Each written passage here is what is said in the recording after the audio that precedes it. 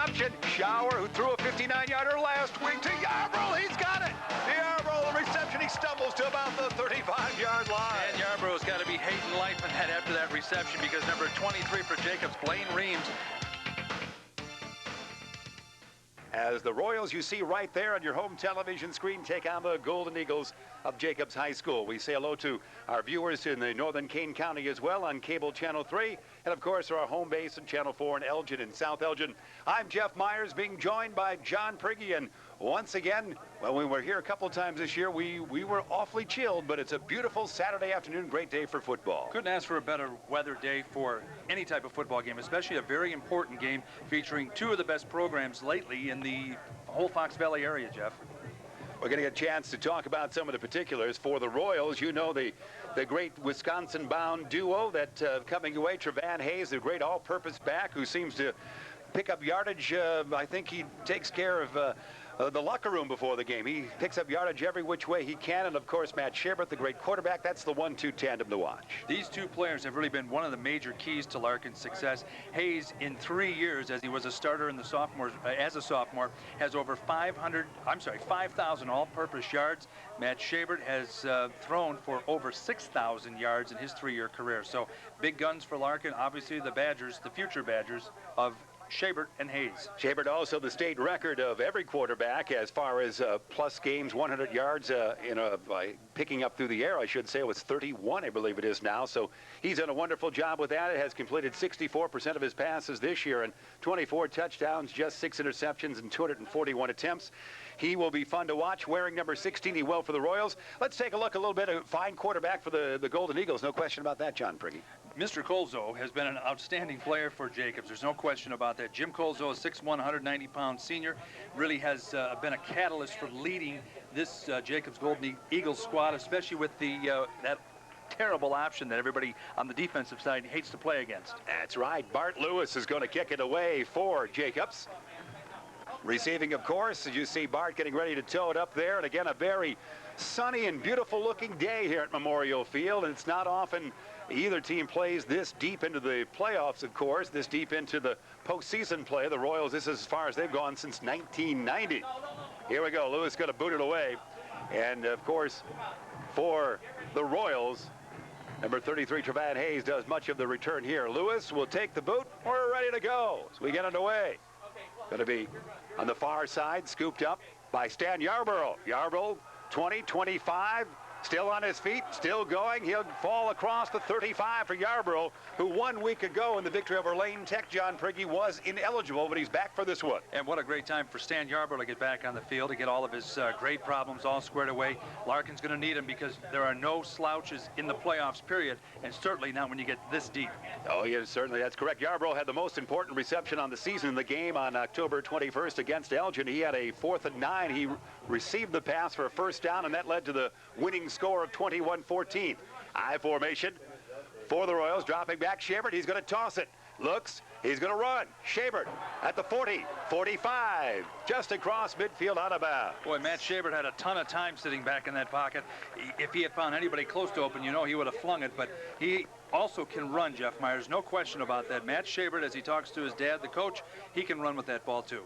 He really can. He has played defense. When Yarbrough was away in the Lane Tech victory back on October 28th, that would have been.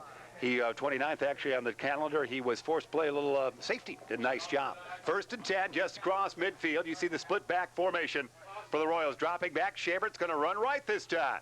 Shabert says, let me do it, fellas. Just follow me. Got the first down and more. Finally brought down on the far side at about the 28-yard line. Matt Shabert doing it on the right side this time, and Jacobs having a difficult time adjusting to what is going to happen when the ball is snapped. They're either playing back or they're not even giving Shabert much credit, as he can run.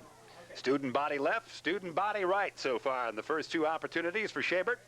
1st and 10 it is. Let's see where they mark that on the far side.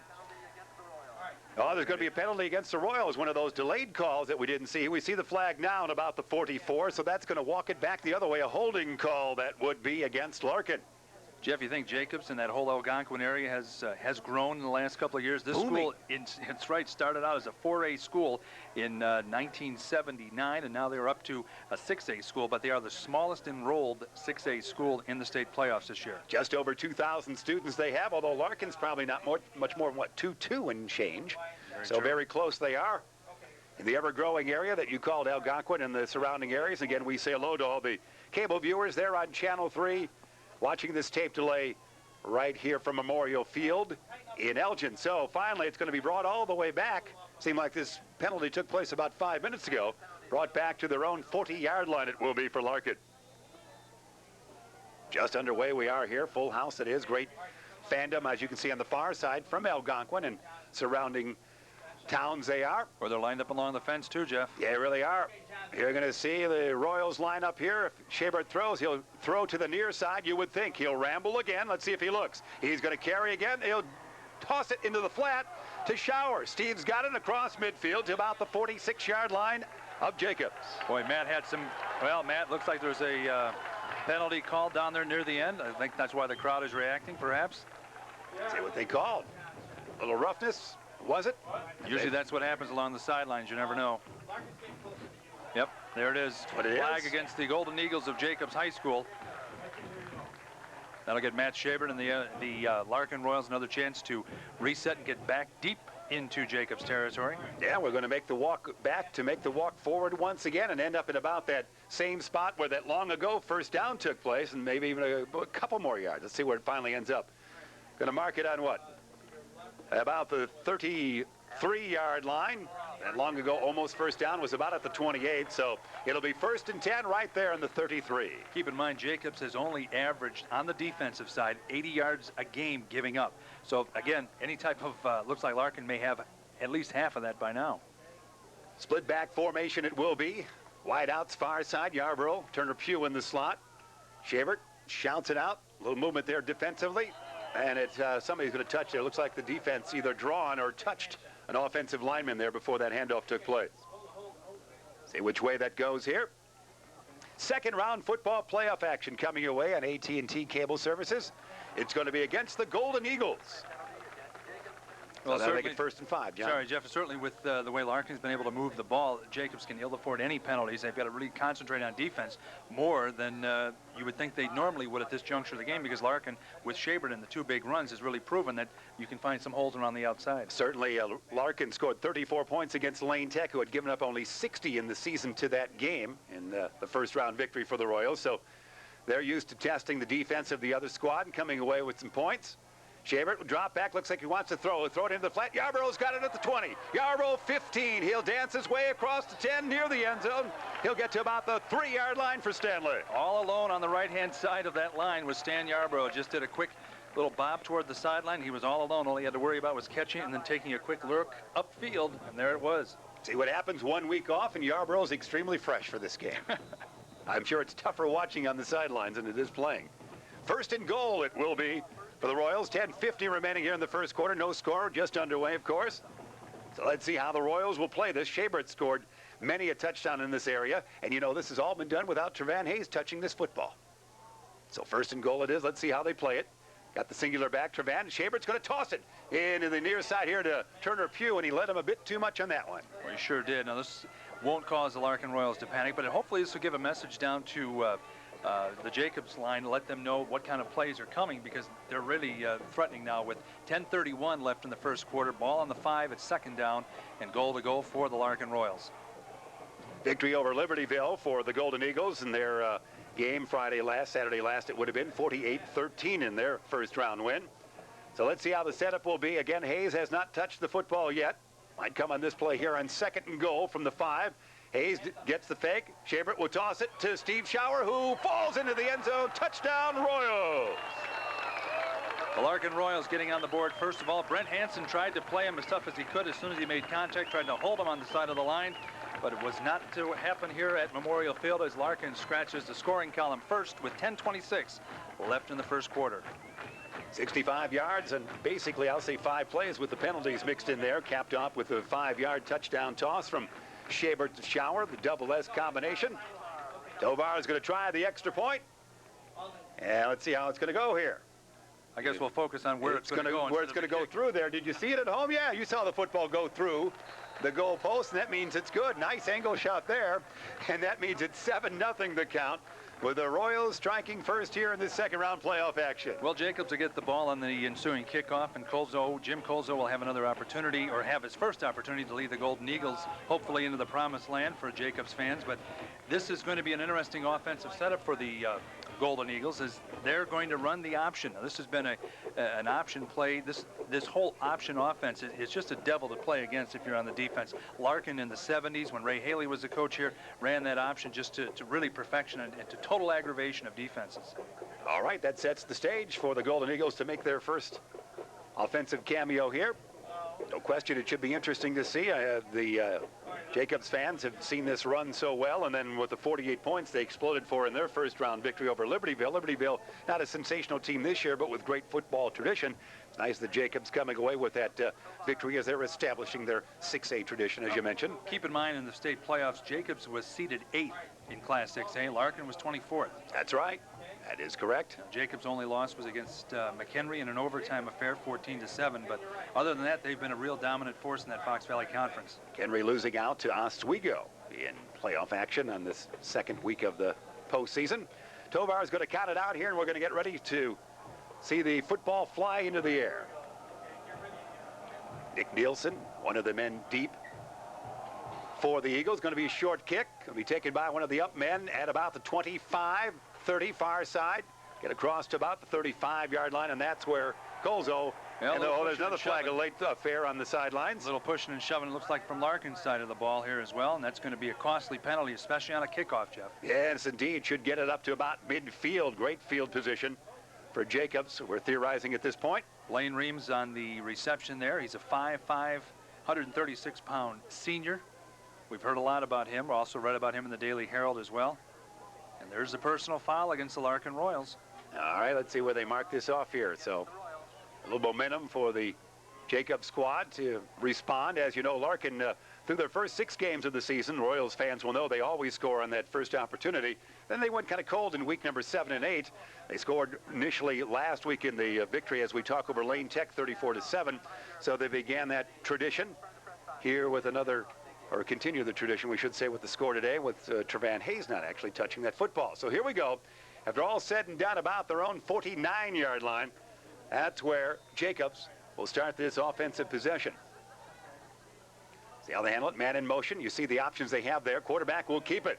Colzo is going to get across midfield. There's a fumble. It is scooped up by, lost again. Taken by the Royals, then grabbed back by the Golden Eagles. Stan Yarbrough with a big pop. He got the ball loose, and Luke Hall came in to try and smother that ball, but it came away from Luke, and Jacobs recovered the ball. Big break for Jacobs, and a tough thing for the Larkin Royals to see go in their hands and then out. Bang, bang, fumble play right there. Boy, and Yarbrough came from the other side of the field to get Colzo on that play, too. Let's see where they mark that. It'll be, as we said, at the 46-yard line. That will be about a 2nd and 6 after all that switching of the football, if you might. First man through, going nowhere. Stopped by the right side of the Royals line. Cozy McNeil on the big tackle there as the first man through on that play for the Jacobs Golden Eagles was, again, Nick Nielsen, the 5'8", 185-pound senior. Cozy's been really playing outstanding in the last 4 to 5 games. He was one of the players of the game against the Elgin Maroons in the last regular season contest. Yes, he was. Had an outstanding game. 3rd and 7 it will be.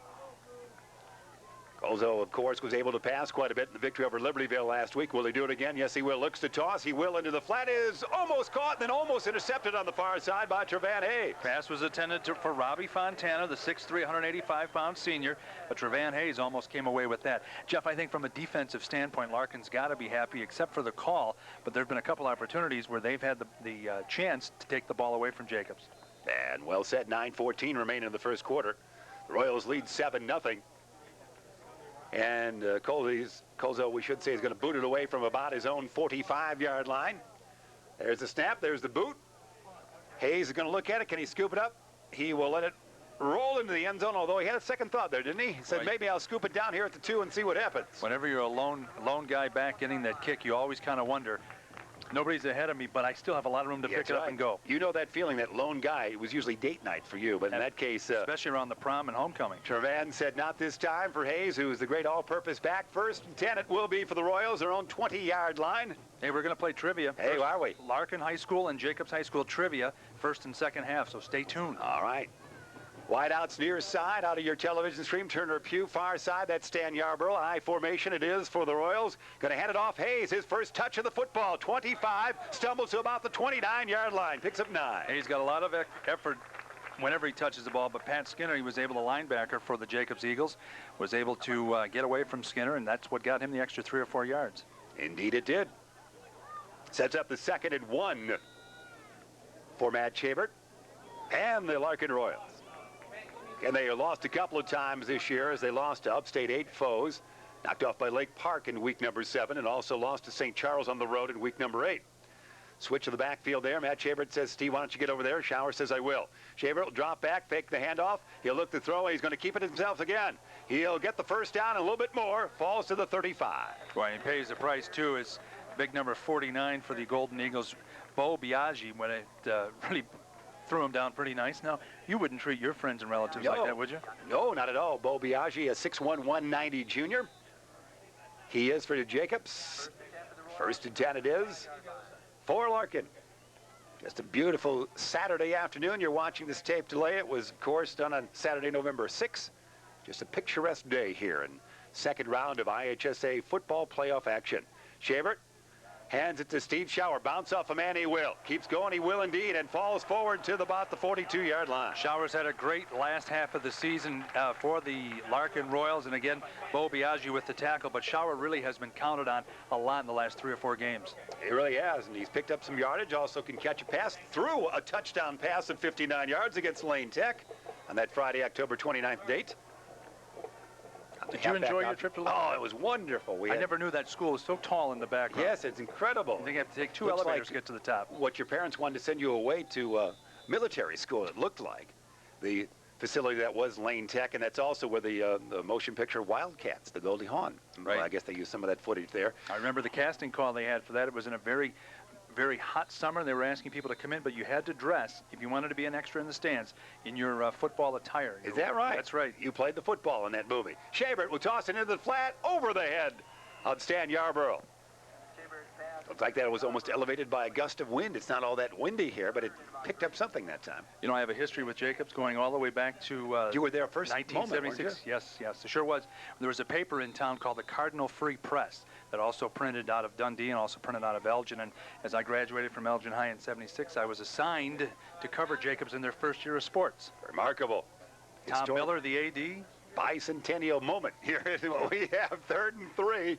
You see the formation. Chabert's going to toss into the flat. He's got Yarborough on the slant in. Yarborough's gypsy-do. He's at the 30. Yarborough's going to go all the way. Stanley will not be caught, will he? No, it's a touchdown for Stan. 41 yards to Yarborough. Fancy moves is what made that touchdown happen, Jeffrey. As you saw right around the 30-yard line, that fake, he froze 2 players on the Jacobs Golden Eagles squad, and that's what gave him the passing lane to get all the way down to the 10, and then just 1 small fake to get in. And Larkin has again dented the scoreboard here, 13-0 at 7:03 of the first quarter. Tovar will try the extra point. That's the quick strike offense, certainly. Stan says, I missed a week last week. I got some making up to do, and he did on that one. Great move. Tovar will try to boot it through. They got the whole view right there. Route 19 right behind us here. See a favorite Toyota in the background? Yeah, don't try to travel Route 19 until they fix some of the roads. And there's the boot. That's a line shot. It's no good. Wide left. Wide left indeed, so that remains 13-0. Royals on top here in second round playoff action coming away from Memorial Field in Elgin. Well, Jacobs still is going to get another crack at the ball here, and I don't think that even though these have been somewhat quick strikes here, you've got 2 touchdowns in the first 5 minutes of the game, Jacobs will be heard from, if not in this quarter, in this half for sure. Yeah, their confidence level, they know they can put some points on the scoreboard, and they have throughout this entire season. Of course, the Royals have done that as well. Just not a lot of the history with the Jacobs taking on the Royals football-wise, so we're beginning that here a little bit. On this particular tape delay, you're seeing right here on AT&T Cable Services on Channel 4 in Elgin and South Elgin, and to our neighbors to the north, Channel 3 in northern Kane County and Algonquin and the Dundees and Carpentersville. We say hello to everybody enjoying our action here on this tape delay. Tovar is going to boot it away. We will have some trivia before our contest is complete on this day. One for Jacobs and one for Larkin. That's more than fair. You being the man who's been able to know both schools so well. It was an exciting time to walk in there in 1976. A new school. A lot of the kids were coming from Crown High School. Bob Bachek was the first football coach there. Oh, you're dropping names now, right and left. Bob's getting teary-eyed at home if he's watching. I heard he's selling insurance in Iowa now. He's getting teary-eyed either way then. Here we go. Tovar will boot it away. Nielsen, the deep man. It's going to go to Nielsen. He's got it, drops it, spins around, a teammate picks it up. And let's see where they get from that point. It's going to be Reams brought down. Clinton Reams scooped it up after Nielsen dropped it, and right there, the Golden Eagles stopped in their tracks. But did you see who made the tackle? The kicker, number 35, Dennis Tovar, the 6'1", 200-pound senior. That's a moment. No living with him tonight. After that, he says, I kicked it, and I made the tackle as well. We're not seeing our signal here, Herb. Are we all right? If we've gone out, we'll continue to talk with you audio-wise. Here we go. With a little blackout there from time to time to check out the system.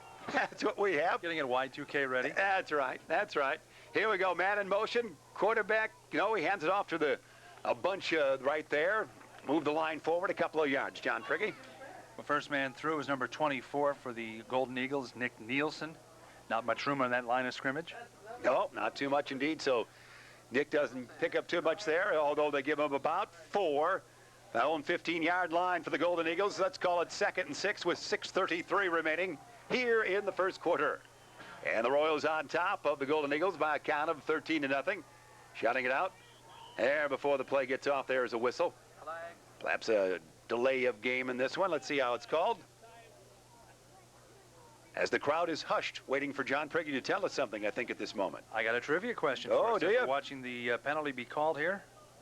Oh, it's going to be against Larkin. Defense of the Royals. A little encroachment there. There's a little Larkin trivia for everybody at home. Let's put that on there. What Larkin team holds the record for most wins in a football season? What Larkin team holds the record for most wins in a football season? Pay no attention to that P in the upper left. That's right. I got to get my bifocals to see that. So what Larkin squad you're talking about the year won the most in any single season? There's going to be a man brought down. That looked like, check that number there, but he's brought down in a bunch. You don't even have to imagine who that is. That's number 59, Cozy McNeil, on the stop there, getting some help from DJ Quinton, setting the Golden Eagles back on their haunches again.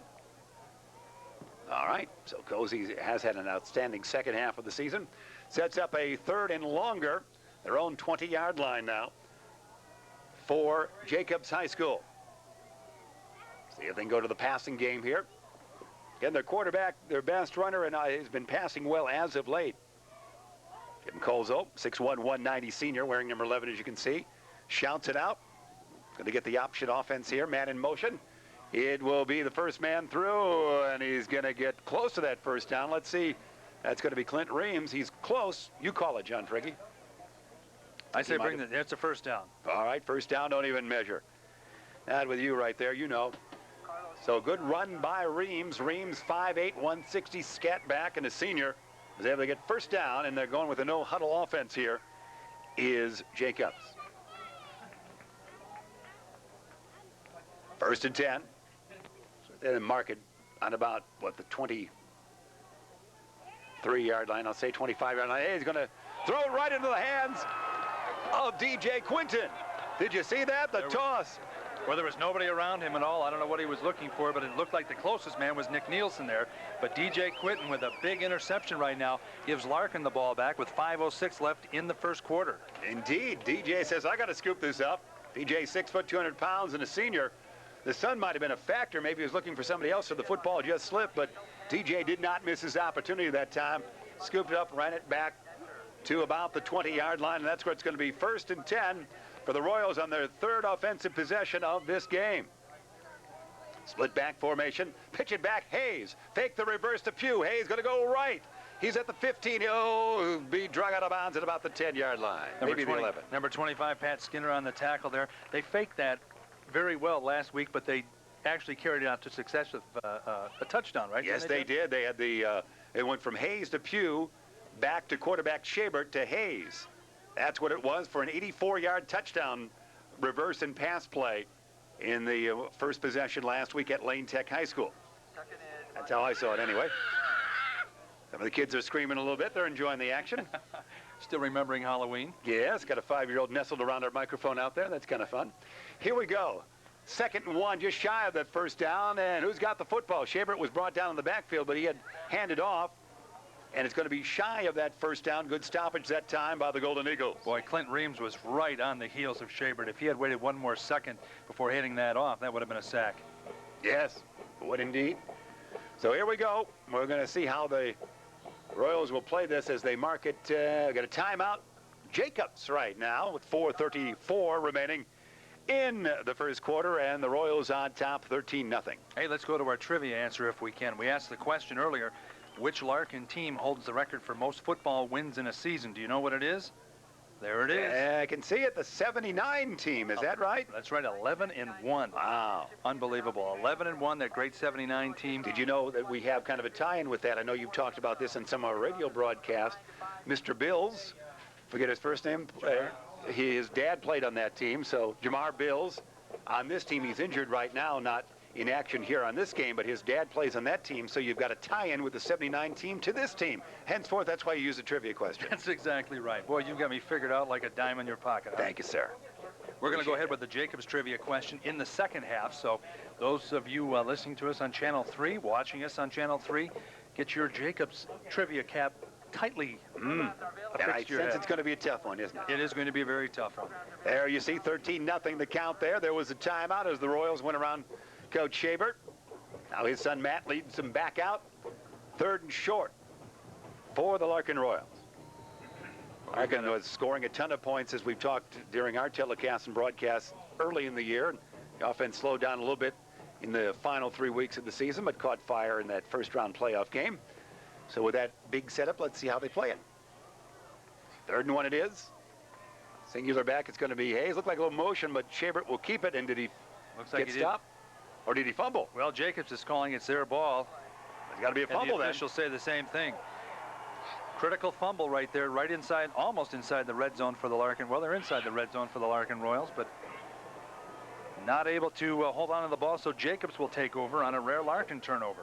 Yeah, that doesn't happen often at red zone, as you mentioned there. So Shabert lost that football, and so the Golden Eagles, they can get momentum swinging their way a little bit. If they can have a sustained drive here, they must do that to keep the defense off the field, frankly. Absolutely, because it's been a very quiet side of the field for the fandom of Jacobs.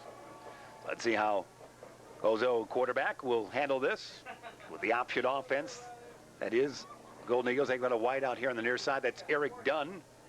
So they're tight end, but he's spread out here. Handoff, first man through.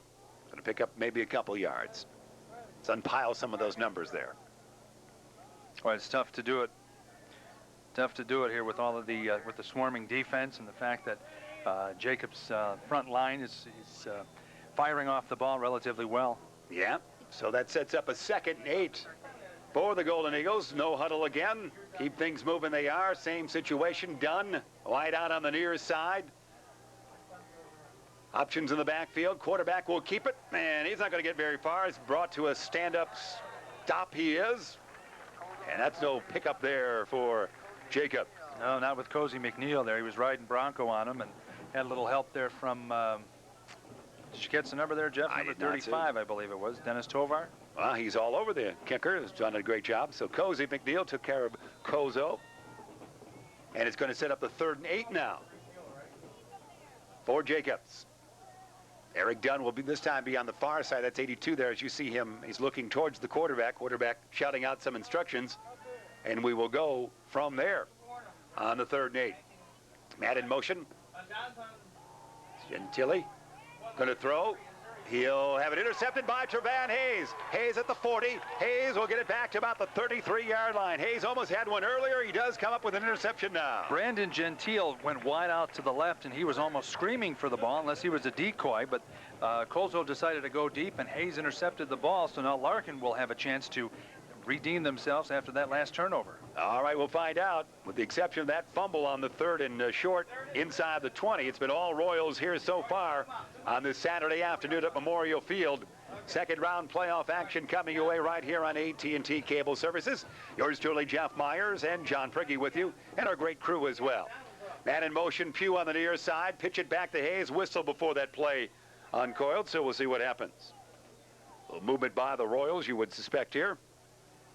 They did have that game of trickery and skullduggery, as you might say, against Lane Tech, as they used every trick play in the book in getting the 34 points.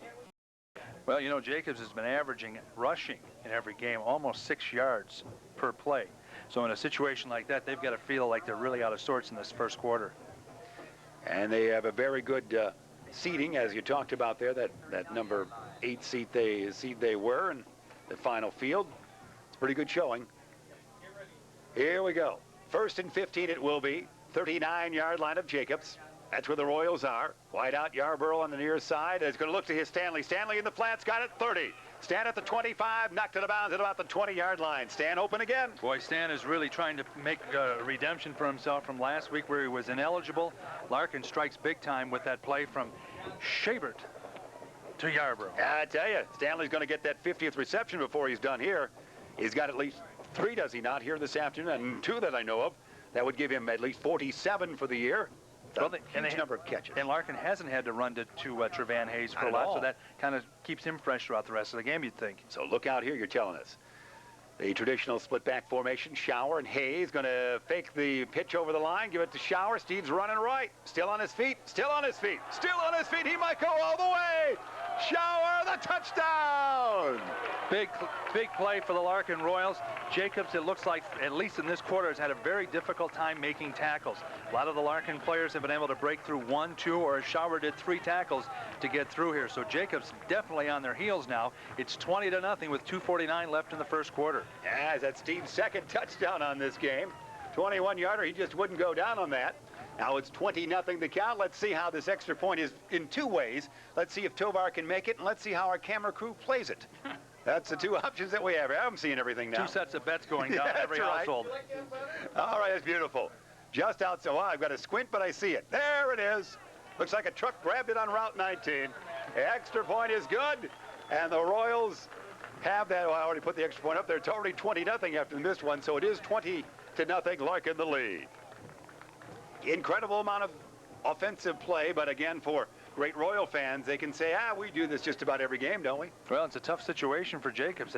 I think they're stunned. I really think they're stunned, even without the touchdowns, the way that the turnovers have taken place and the fact that Larkin has been able to move the ball without going to Hayes a lot. It's been a lot of big gains around the ends for Matt Shabert, and of course, Showers had a couple of great touchdowns, and of course, Stan Yarborough has also kept the Jacobs defenders kind of back on their heels a little bit. In the meantime, your big threat is just sitting back there enjoying the game. That's right, enjoying the atmosphere. Nice sunny day at Memorial Field. No question about that. As you watch this tape delay, you know the outcome of the game, and you know how the matchups will go for week number 3 of the playoffs. The possibilities still not endless, but very numerous as we talk with you here. Certainly for Royal fans, they're in the driver's seat here in this one with 2:49 remaining in the first quarter. 20-0 is the count. I saw one game where I think the Royals scored 40 points in the first 14 minutes of the game. Those numbers are thereabouts against DeKalb earlier this year.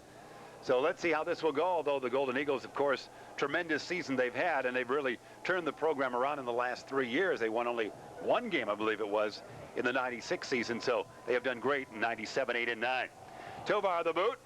It is going to be taken by Reams at about his own 15. They're going to have a little trickery here. They fake it around. Reams has still got it 30.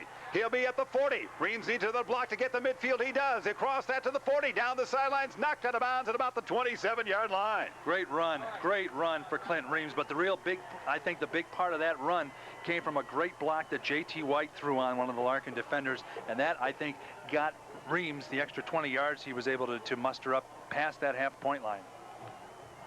And they were very adept at faking where the football would be at the initial point of the receiving of the kick by Reams. And we get to see a little movement on the Jacobs side of the fandom as well. Yeah, that's right.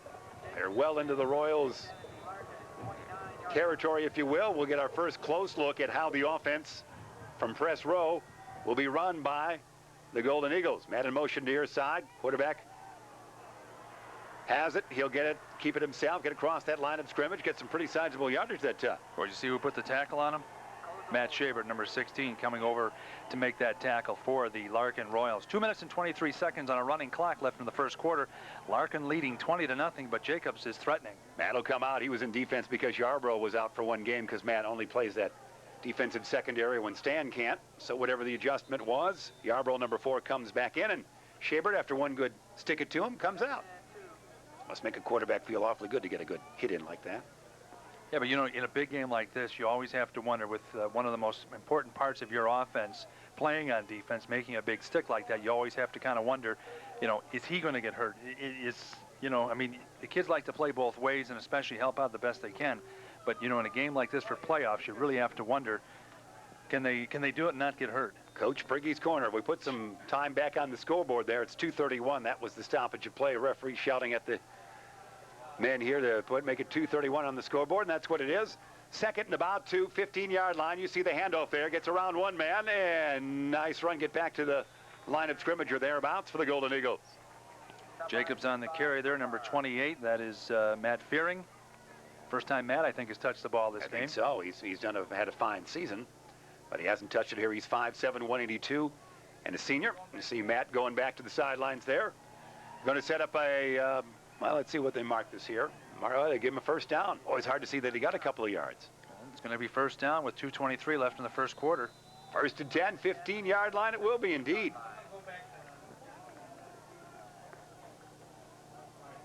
See how Golden Eagles will play it. Dunn far side. There's the white out there.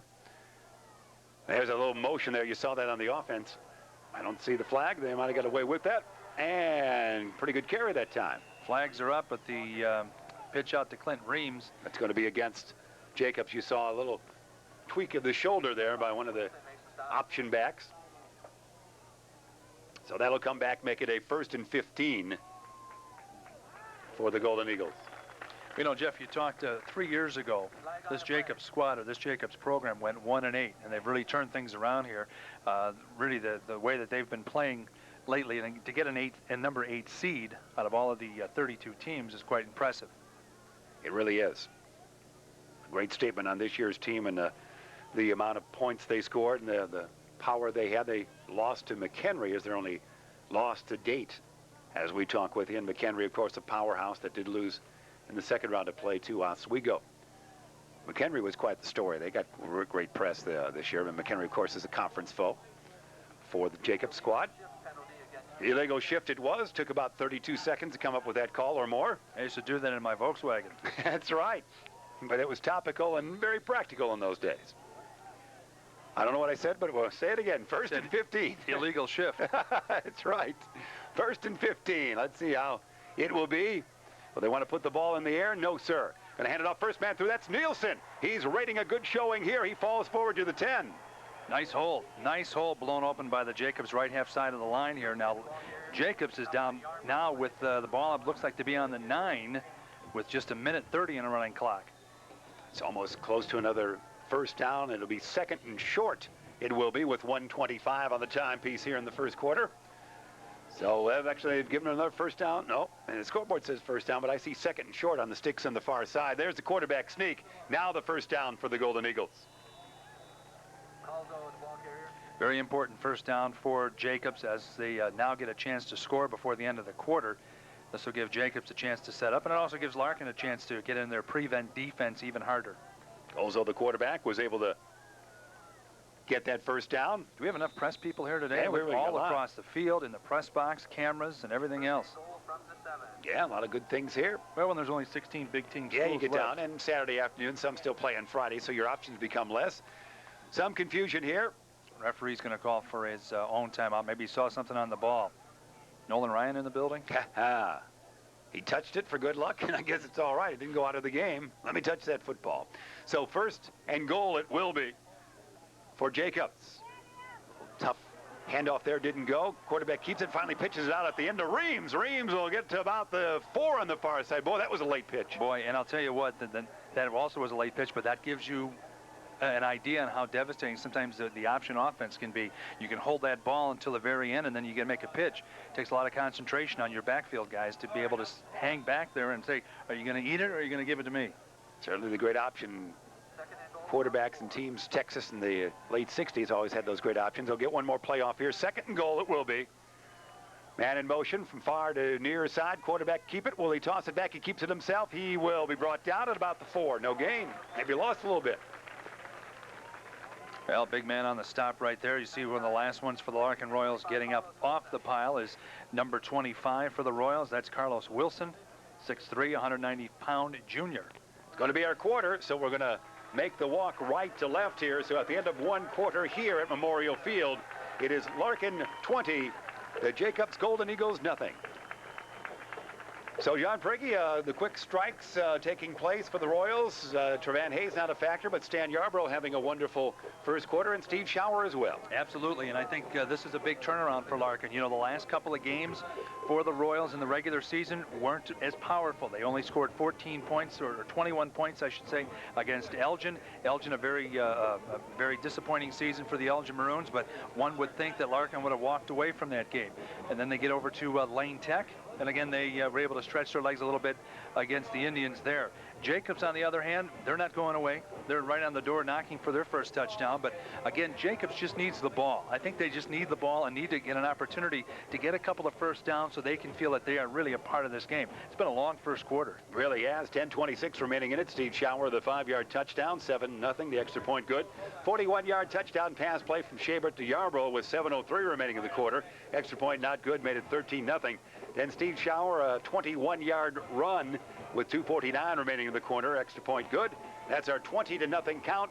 Right now, 3rd and goal for Jacobs as we begin the second stanza. We'll have a Jacobs trivia question coming our way in the second half of this contest here.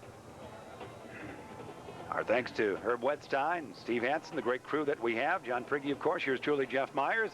All kinds of fun things going on here in this tape delay action, and it is going to be a touchdown. Touchdown. He's wormed his way in there, did Jacobs on that one on the far side. Catch that number. I think it was number 28 for the Golden Eagles. That could have been Matt Fehring. It is Matt, and we're going to confirm that. Matt was able to find a wedge when there was none and come away with a 4-yard touchdown run to get Jacobs back into the contest. Well, I don't think anybody on the Larkin side of the ball felt that they were going to be able to shut anybody else out or shut anybody out here in this game. No, that's often been some of the question mark. Going to go for the conventional PAT. Bart Lewis will try to kick it through. Lewis will do so, and it is going to be good. So 20-7 the count, 11:56 remaining in the second quarter. Mike Johnson could probably smell the pigskin because he almost blocked that coming in from the right-hand side of the line for the Larkin Royals. So as Jeff Myers said, it's 11:56 left in the second quarter. We're just 4 seconds into it, and Jacobs gets to the scoreboard with a 7-point score. They're still down to Larkin 20-0. All right, or 20-7, whatever it might be. 20-7, I'm sorry. You're playing with those numbers. It's been a long day. I would think. It's the sun gets in your eyes here on the Saturday afternoon tilts that we have here, but we're delighted to be aboard here. Here's truly Jeff Myers. There's John Prigge, AT&T Cable Services, presenting this tape delay telecast for you on Channel 4 in Elgin and South Elgin. And our neighbors to the north, we say hello to them on Channel 3 and AT&T Cable Services. So let's see how it goes. Trevan Hayes, and you kids who haven't seen it in the north, Turner Pugh on the far side, Hayes in the middle, and near side Yarbrough. And you can see on your television screen, that's your Trevan Hayes right in the middle there. He's fun to watch in these open field situations. I guess that's the story. Absolutely. And, of course, the two guys on the other side of him are no slouches either. No, they're not. That's been part of the fun and attraction this season, of course. Lewis will boot it away. Let's see how they play. They try to squib it. No, they're going to kick it far side to Pugh. Turner's got it, drops it, picks it up. He's on the 15. Pugh on the 20. Pugh will stumble forward across the 30, and then we see a late flag as well. Well, I'll tell you, that flag came from the Larkin side of the sidelines there, and I don't know if Tom Sarasani, the assistant coach, was doing a little barking. Who knows what was going on? Maybe he called the attention to the flag here, but the flag was thrown near the Larkin sidelines. And we'll find out. Could be in that area of clipping on the... It is. It's a clip against Larkin. So that's what it is. They'll bring it back just a little bit. Set up a 1st and 10, but bring it back to somewhere in that 15-yard line or thereabouts. And we'll find out what will happen here. A little discussion going on. It was a rather lengthy first quarter as far as real time was concerned. 20-7 is the count now, with the Royals scoring their 3 touchdowns in that first quarter. And we're ready to go once again. We do have nice color scheme out here as fans from both schools representing their favorites, enjoying it very much on a bright, sunny day at Memorial Field. 1st and 10, let's call it the 18-yard line for the Royals. Shower shifts his position. Shotgun for Shabert. He'll get a man in motion with the movement of the leg there. Shabert fakes right, going to run left. He'll toss it on the run to Hayes. Hayes caught it. He gets it to about the 30-yard line. Tackle by number 32, Clint Reams for the Golden Eagles, and a nice gainer for the Larkin Royals. Shabert now 6 of 8 passing-wise. Yarborough has 3 catches on the game. Steve Shower a couple. 72 yards rushing for the Royals as well. Jacobs has 39 yards. Appreciate the updates coming away. One of the things that Larkin has started to do, or started last week, is that the players dyed their hair. Yes. And there was a nice very blonde. You wish you could. It would I wish be I very had something to dye. fashionable. It's very attractive when they do it in mass, if you will. 1st and 10, 32-yard line. Hand off Hayes. He gets away from one group, and he'll get to about the 37-yard line to pick up a 5. Brought down by Eric Schmidt, number 41, Bo Biaggi, 51, Bo Biaggi, 49. Yes, great name. And the Larkin Royals, again, threatening to get across to the half-point line. But, you know, here's the thing. Maybe we can get a camera crew down there to take a look at Coach Dale Shabert. I think he even dyed his hair, too. Oh, he's supposed to this week. Yeah. I think he did, and if it is very historical. We were assured by some of the squad he would. Perhaps reluctantly. We got the wideouts. Watch this formation. Shabert from the shotgun's got 3 receivers on his right. Which way is he throwing? He's going to Steve Shower. Shower in the flat at the 40. Shower gets to about the 44-yard line for a 1st down. One of the things that Larkin has as their threat is whenever they pitch out or get the ball to Shower, Shower can lean back and throw it too. Shower played quarterback, I believe, as a sophomore for the Larkin Royals. So Shower can throw. Yes, he can. Coach Shabert, indeed. Nice call on that one. Does have the towhead look. And there's the blonde look, is it not? Yeah, nice shot by our camera crew. That's great. Do not adjust your television at home. That is a blonde head underneath that Larkin All the Royal kids, cap. we even met former Larkin students are now. Billy Lewis, the great basketball player now with ECC, has that same look. Shabert will scramble, look, toss to Yarborough in the vicinity. Stanley can't catch up with it. Boy, Yarborough really was almost dead even with Brent Hansen until about the last 10 yards of that play. Then he just broke away, but the pass was about 20 yards thrown away. So 10-yard difference there, if my math is correct. Or thereabouts. Nicely done. That would have been the reception number 49 on the season for Stan, but couldn't track that one down. But that was a quick strike attempt there by the Royals. Shabert, of course, when he gets his plays from the sideline, and his dad does much of the game running. So when he plays defense, he spends half the time headed from the sideline to the huddle and the rest playing the game. It really is a very active getting the plays in that way. 2nd and 10 for the Royals now on their own 45. Few on the far side, near side, it's going to be Yarborough. Singular back, that's Hayes. Shower in the flat, going to hand it off to Duran. Duran says, I'm going left. I'm going wide country. Midfield, falls forward about the 42. 1st down. Great run by Hayes, but Shower with a nice block. It brought him some time against Pat Skinner for the Golden Eagles. Shower's block pushed back Skinner a little bit, even though Skinner made the tackle, but he made it 5 yards down the field. To set up that 1st down, 10 minutes remain here in this 1st half. We see where the quarterback is. You watch at home. Matt Shabert now is sprinting back to the huddle. He does lots of running, getting those plays in each and every game. Often some teams will channel the wide receivers or the tight ends in or somebody else in, but Matt gets the plays that way from the sideline. Johnson in there now at a wide out.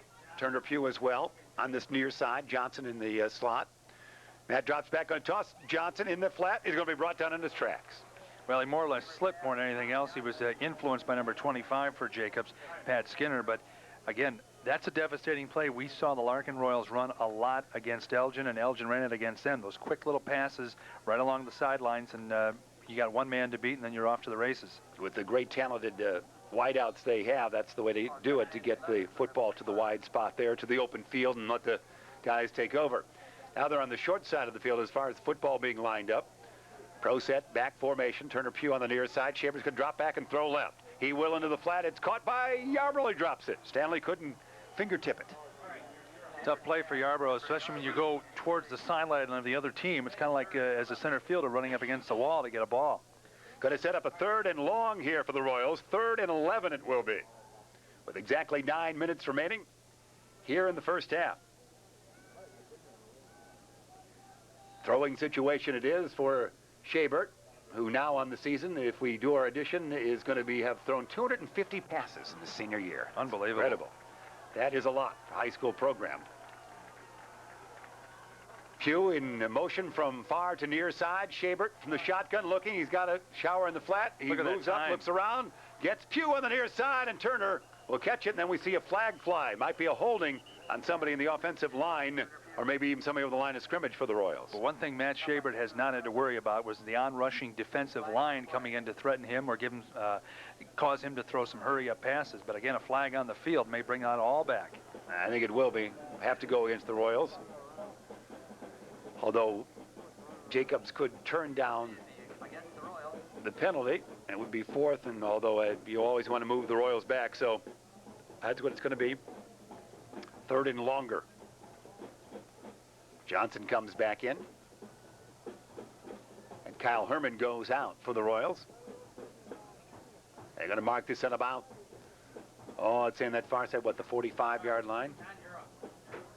We still have to mark some of that off. That wouldn't make any sense. There's still some yardage to be, so it should be 3rd and 16 in this situation for the Royals.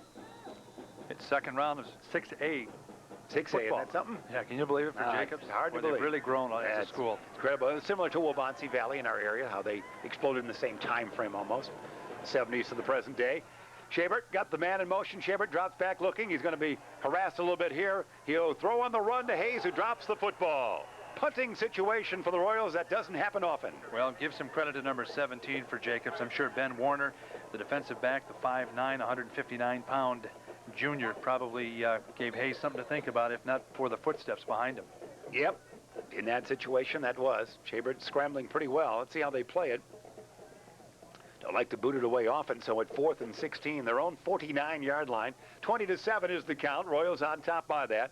They scored 3 times in the first quarter. In the second stanza, the Golden Eagles have responded with a 4-yard touchdown run, so they're going to go for it. 4th and 16, midfield, why not? That's confidence for you. Shabert. Get it? Oh, he's going to the quick kick with the left foot. Nobody there. And it's going to roll out of bounds or roll dead at about the 6-yard line. Nice punt that time by Shabert. Nice call. Nice call for Dale Shabert. He sets Jacobs back around the... Again, it's going to be marked about the 7 or 8 yard line, but it will give Jacobs the ball back with 8:19 left to go in the first half. They're down 20-7, but Jacobs has a chance to get back on the scoreboard, but they're going to have to do some marching to get there. Have to use that long ground game they're known for. They did score last time they had the football. Pat Faring was able to get a 4-yard touchdown run. So it's 1st and 10. They're on their own 7, as John Frigge told you. 8:19 is indeed what's left here in the second quarter. 20-7 the count. Man in motion, quarterback will keep it. He's going to pick up, he handed it off. A nice trickery that time.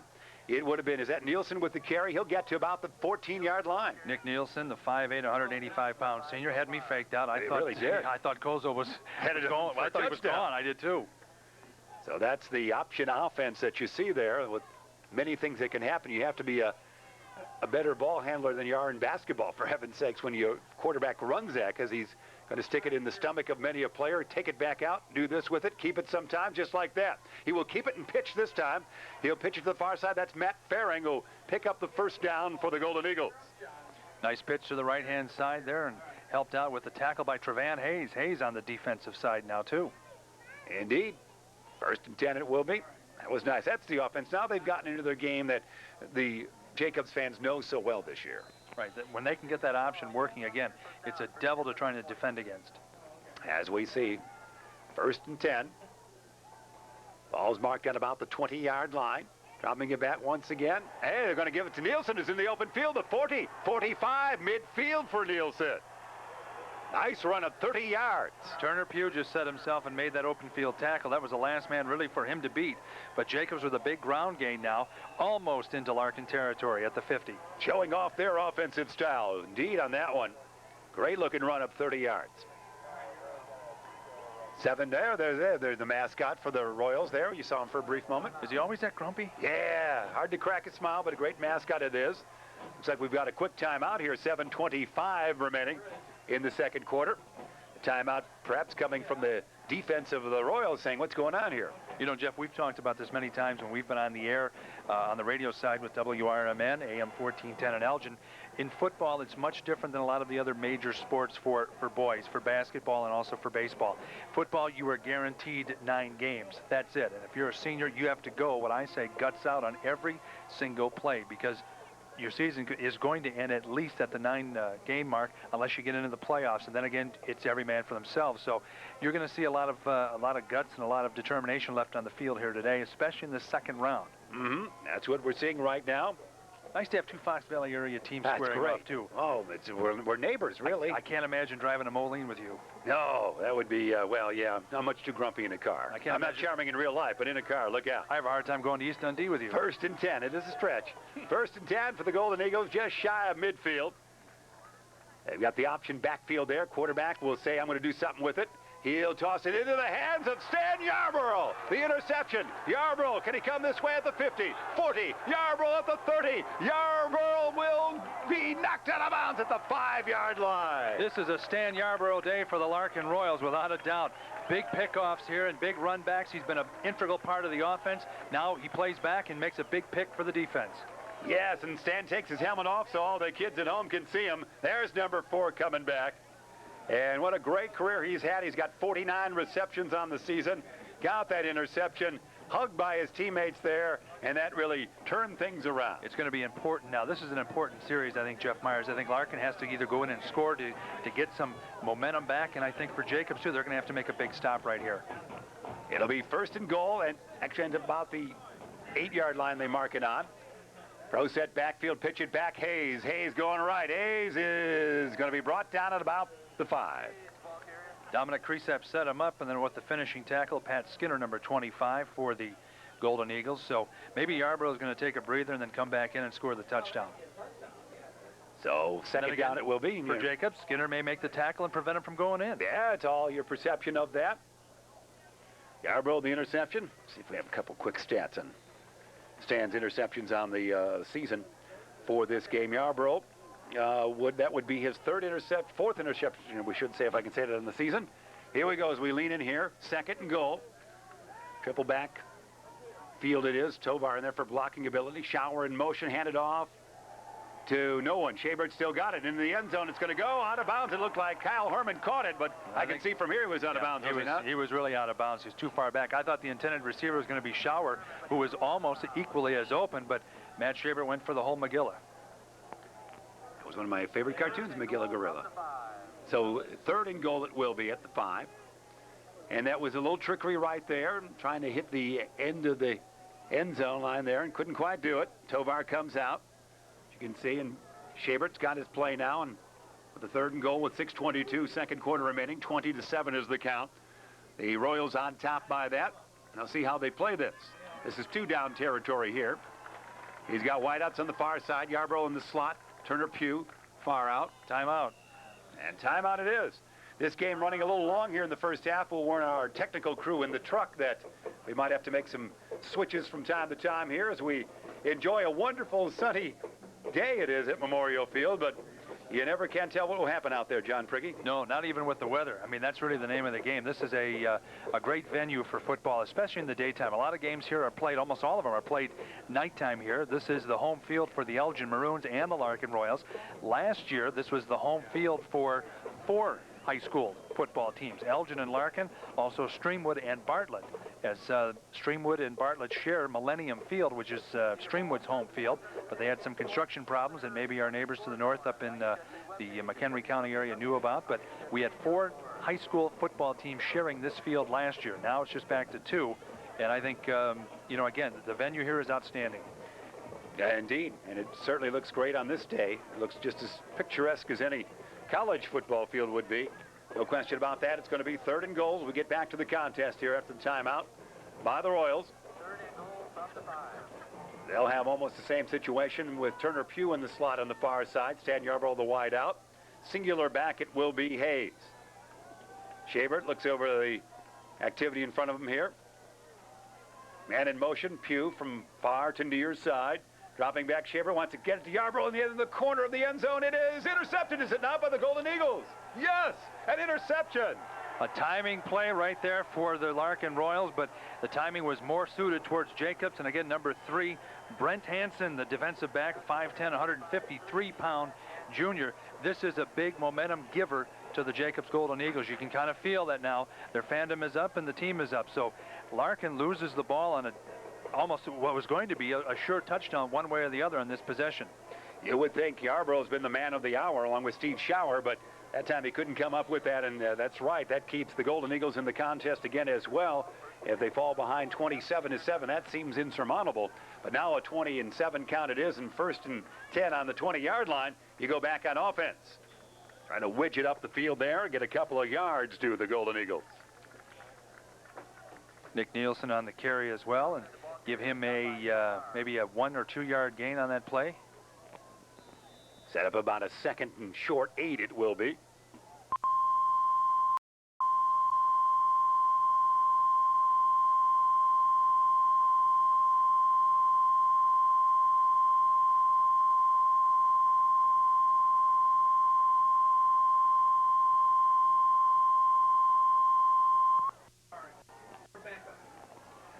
Okay, we're back just like that. It's going to be a 3rd and 4 for the Golden Eagles.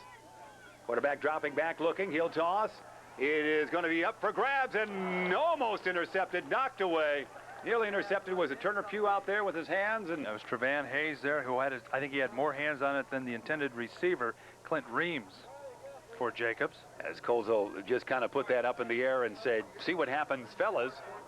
Yeah, it wasn't an interception, but it will set up a punting 4th down situation for the Golden Eagles with 4:42 remaining here in the first half.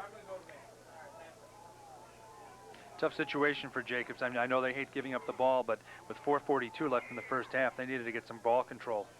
Here's the boot. Hayes is going to let it bounce in front of him, and it's going to be down at about the 46-yard line by Jacobs. They were happy to down that time to keep it out of the hands of Trevan Hayes.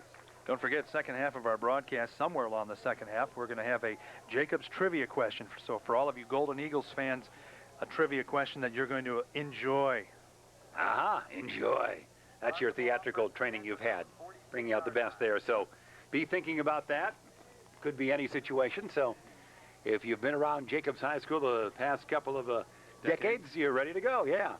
All right, here we go. 1st and 10 it will be. 47-yard line, their own, for the Royals. Fake the handoff. Schabert's still got it. He'll keep it. Midfield, 45. Falls forward to about the 38. Matt Schabert on his way to maybe 100 yards on the ground, because it looks like he's had, I think you may have some stats there, Jeff, for what Schabert has gained. I think he's probably halfway there at least to a 100-yard gain. He's a running fool. We had just team stats on that. We had his passing stats, but he has done a nice job. Had many quarterback keepers here in this contest. No question about that. They gained 72 yards in that first quarter as a unit, did the Royals. 1st and 10, 40-yard line of Jacobs. Singular back, Steve Schauer. In the flat, Trevan Hayes. Near side, Turner Pugh. Far side wideout is Yarbrough. Going to go to Stan. Stan's got it. Yarbrough will catch it and get, looks like, another first down. An important key to that play, as we see a flag being called right now, important key to that play was Trevan Hayes standing his man up, allowing, again, Yarbrough to make that turn. See what they whistle on this. Is it going to be against the Royals? It might be, the way they seem to be. It is. Matt Schabert's arms in the air indicate that. So take away that reception by Stanley. That was either his 49th or 50th on the year. Stanley had for 3 catches so far here in this game. So wipe that one out if you can do that. And my voice at the same time, and we'll make it a 1st and long for the Royals. As you may see on the sidelines there, Matt Schabert talking to his dad and Coach Tom Sarasani. Yes. Nice story about Tom and his relationship with Matt in the Daily Herald in recent days. That was very nice. So here we go. 2nd, make it 1st and, about 12. That play went, and at some point, there must have been a clip because he's going to get some of the yardage. So that was a reception. Then they bring some of that back. Schabert gets Matt in motion. That's Hayes. From the shotgun, Matt looks. Headed this way. Tosses. Turner Pugh touched it but couldn't keep it. Boy, that would have been a nice gain, too, because that was a perfectly thrown ball and some tough coverage there. Because Hayes was going along the right sideline as well, and Matt had to throw it quick and hard, and he did, but too hard for Pugh. A little bit behind him there, and as far as situation. Turner couldn't come up with a hand catch on that. Bounced away, 2nd and 12 it will be, with 3:55 remaining here in this first half. Shabert breaks that huddle out. Going to have Yarborough on the far side, near side, Turner Pugh. Again, some wonderful names in the skilled positions for the Royals team the last 3 years, and these are seniors, so you're seeing these kids from amongst the last time. There's one of them right there, Hayes. Pick up some yardage across the 40 to about the 36-yard line. Tackle made by number 48 for the Golden Eagles. It's Tom Worley. Should set up a 3rd and about, we'll call it 6 or thereabouts, 3rd and 6 from the 42. Passing situation, you would think, for Shabert and the troops. Break in the huddle. It'll be Shower. It will be in the flat near side. Turner Pugh, far side stand. Split back formation actually now. Deep back is Trevan Hayes. Shabert counts it out. Going to pitch it back to Trevan. He's running this side. Hayes gets around the corner. Willie, he will, and nice cutback. He continues to move. Nice cutback indeed. He might go all the way with another block. Hayes dragging his man, will get to about the 6-yard line on a 30-yard run. Boy, he put the Union hat and lunchbox on for that one. Boy, that cutback from the right sideline looks like he was going to be knocked out of bounds, and then made that beautiful cutback to go completely almost due straight east. And that's what gave him that big yardage there. What a great chance to cut back. We've not seen him make those cutbacks this year, Jeff. 1st and goal it will be for the Royals, 6-yard line. 20-7 is the count is if you're joining our tape delay late. Yours truly, Jeff Myers. There's John Prigge, our AT&T Cable Services cast and crew. There's the score. Steve Hansen running the dials right there. 1st and goal it is for Larkin. Yarborough will be wide out on the far side, near side. Turner Pugh. I formation in the backfield. Split eye it is. Shabert pitch it back to Hayes. How about a touchdown here, he says to Trevan.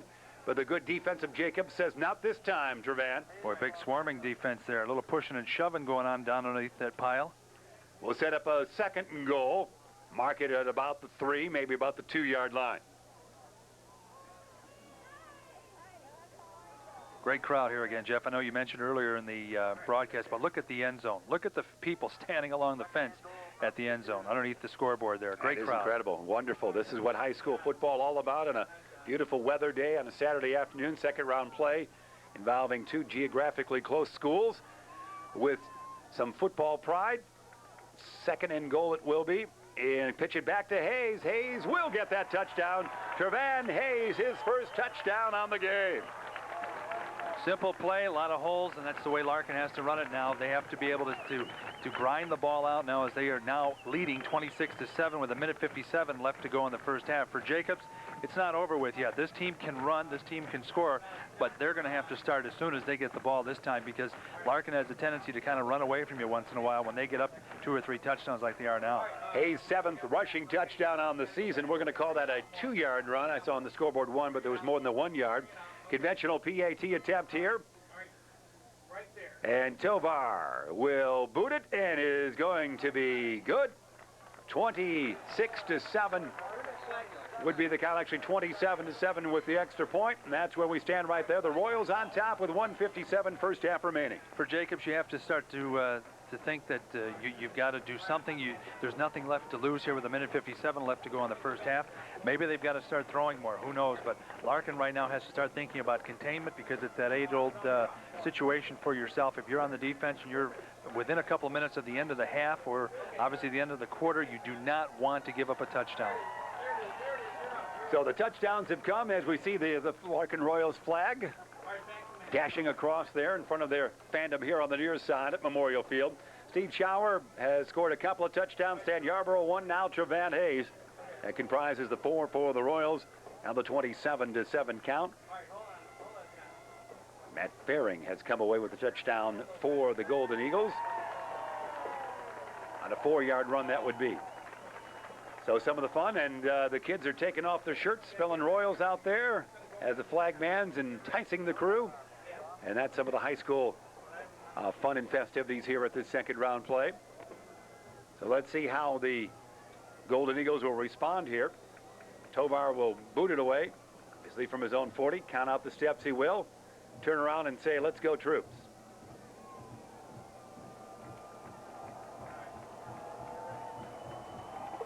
There's our boot. Going to be taken here. Once again, they'll take the handoff. They give it to the near man here on the one, and it might go all the way. It's a quarterback. Colzo, the quarterback, he's going to be at the 40. One more block, he might be able to get away. He's knocked down and brought down about the 32-yard line. Colzo didn't get the initial kick, but got it on the handoff, worked the near sidelines. You saw, got all the way to the 32. Trinity Thomas with a game-saving or a touchdown-saving tackle there, but Colzo showing a couple of moves, too, as he froze two Larkin defenders on that return. That play only took 12 seconds. That's right, if you're charting at home. 1:45 remaining here in the first half.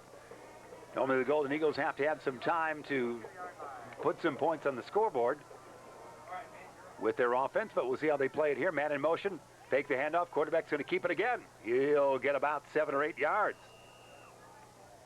Colzo with that run that time. Going to be shy of the first down, but they'll keep moving with 1:30 now remaining here in the first half.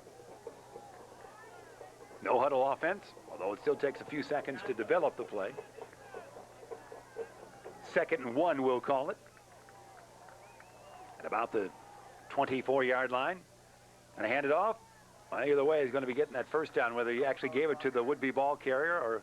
Nick Nielsen, the ball carrier on that play. He did get it, so he's going to get that first down. Stop the clock set will to bring the chains up with 1:13 now. Might be time for the Golden Eagles to put that football in the air. They have not been successful that route here so far this afternoon.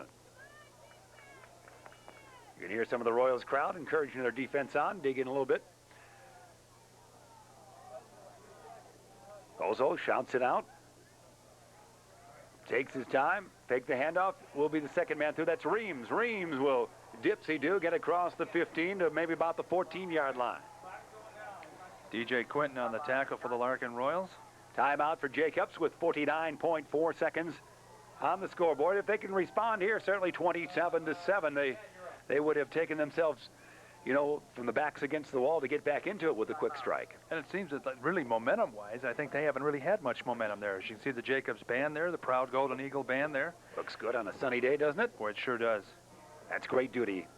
As we see the band leader and leading the troops on, there's also the great fans who, how many miles away by your driving ability?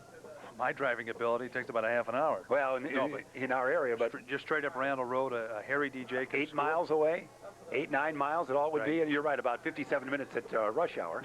But that's the way it is.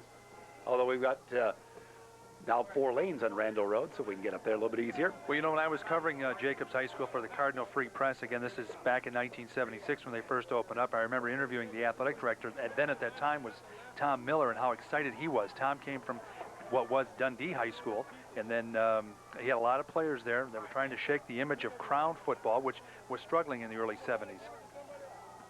2nd and 4 it will be, 15-yard line. Colzo, drop back, looks like he wants to throw, still running, he'll get hit. He's knocked down right there. Is that McNeil? Cozy McNeil with a nice push down right there, and Cozy's been there before, even though he's not acting like it. He's been there before many times. He's been a stalwart on the defensive scenario for the Larkin Royals. That was indeed a knockdown, a shoulder down. I didn't see any arms, I just saw the shoulders say, here, take that and see if you can stand. There you see more of the crowd as we spin around, just to give you kind of the vertigo effect at the same time, but show you the crowd. All you Hitchcock cable fans out there got a chance on that one. That was fun. A huge throng indeed. But you know, back then, as I was saying, when Jacobs first started, there was a lot of school spirit, a lot of just a general breath of fresh air, because a lot of the students, it was a new school, and again, football-wise, Bob Bacek was the head coach there, and he really wanted to try and establish some kind of winning tradition. They had some great players on that team from Crown, and they carried over to Jacobs as well, and they had a good basketball team as well. They also made it to, I think they made it to the sectionals that year. They had the Schaefer brothers, John and Bill, and Terry Ryan was a running back for the Golden Eagles, and Dwayne Stutzman was a quarterback. So they were on the initial teams at Jacobs. Great history. You're giving me goosebumps. That is wonderful Jacobs history. 2nd and 14 it will be. 24-yard line. Passing situation it is for Jim Colzo and the quarterback and team of the Golden Eagles. There's movement there. The offensive line says, I got to get a head start here, so that's going to be a 5-yarder. Looks like Eric Schmidt. It looks like Eric Schmidt, number 51, made the pull-up. And you knew they were going to be passing there as he got back in the pass defense stance. So it'll set up another 5 yards deeper, put it on the 29-yard line. Going to be an opportunity for a couple of passes either way for the Golden Eagles. 27-7 the count. Larkin on top on that margin. We wrap up first half play here in the second round of IHSA football action. Played at Memorial Field on Saturday, November 6th. Dropping back. He'll be hit again. He's brought down. This time he's wrestled down by Cozy McNeil again. Yeah, it looks like it was Sean Wilson, number 69. Sean Wilson. That was 59. Sean gets that call then. Sean's the other half of that tag team championship that Larkin has. Two distinct ways of bringing a man down we saw in those two tackles. 59 and 69. Now it's 4th and long. Final play. Just about 15 seconds on the timepiece. Drop back. Going to look. He'll toss it into the flat. A host of folks there is going to be intercepted by DJ Quinton. His second pitch here he's had of this game. Boy, that was a wounded duck when that went up as well, as McNeil was right in the face again of Jim Colzo, causing that turnover and causing that wounded duck to go up in the air. Indeed so. Now it'll be just a change of possession here, and we'll wrap things up in the first half of the Royals take over the football, and they have the lead of 27-7. So DJ Quinton with a couple of interceptions here on this day. Boy, and Jacobs has just had a real tough time getting any kind of continuation in their offense going. See how the Royals will play it. Yarborough, far side. Oh, they're going to send everybody down there. Hayes in the slot on the far side, near side. It's Johnson and Pugh. Shower in the backfield. Shabert will say, I'm going to run it. And that will be our first half right there. So here in the second round play from Memorial Field, you can hear the horn go off. It's going to be the Royals 27, the Golden Eagles 7. We're going to take a quick timeout and be back for second half play right after these words. Everyone wants Nikita. We've been watching you very closely, Nikita. There's just one problem. She'll be damned Just kill me and get over with a mess. Of course, you're planning to bore me to death. before she'll behave. Why am I always having to remind you where you stand? The world's most popular secret agent. We're gonna get all the bad guys and we'll all live happily ever after. If looks could kill, My place. she'd never need a weapon. I'll be there. Catch her if you can. La Femme Nikita.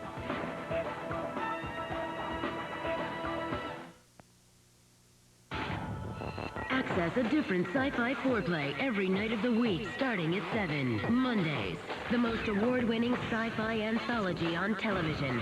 Welcome. Star-powered trips into high-tech terror. Human life concluded in a single rainy afternoon. I am fully functional. Outer Limits Monday, a sci-fi foreplay.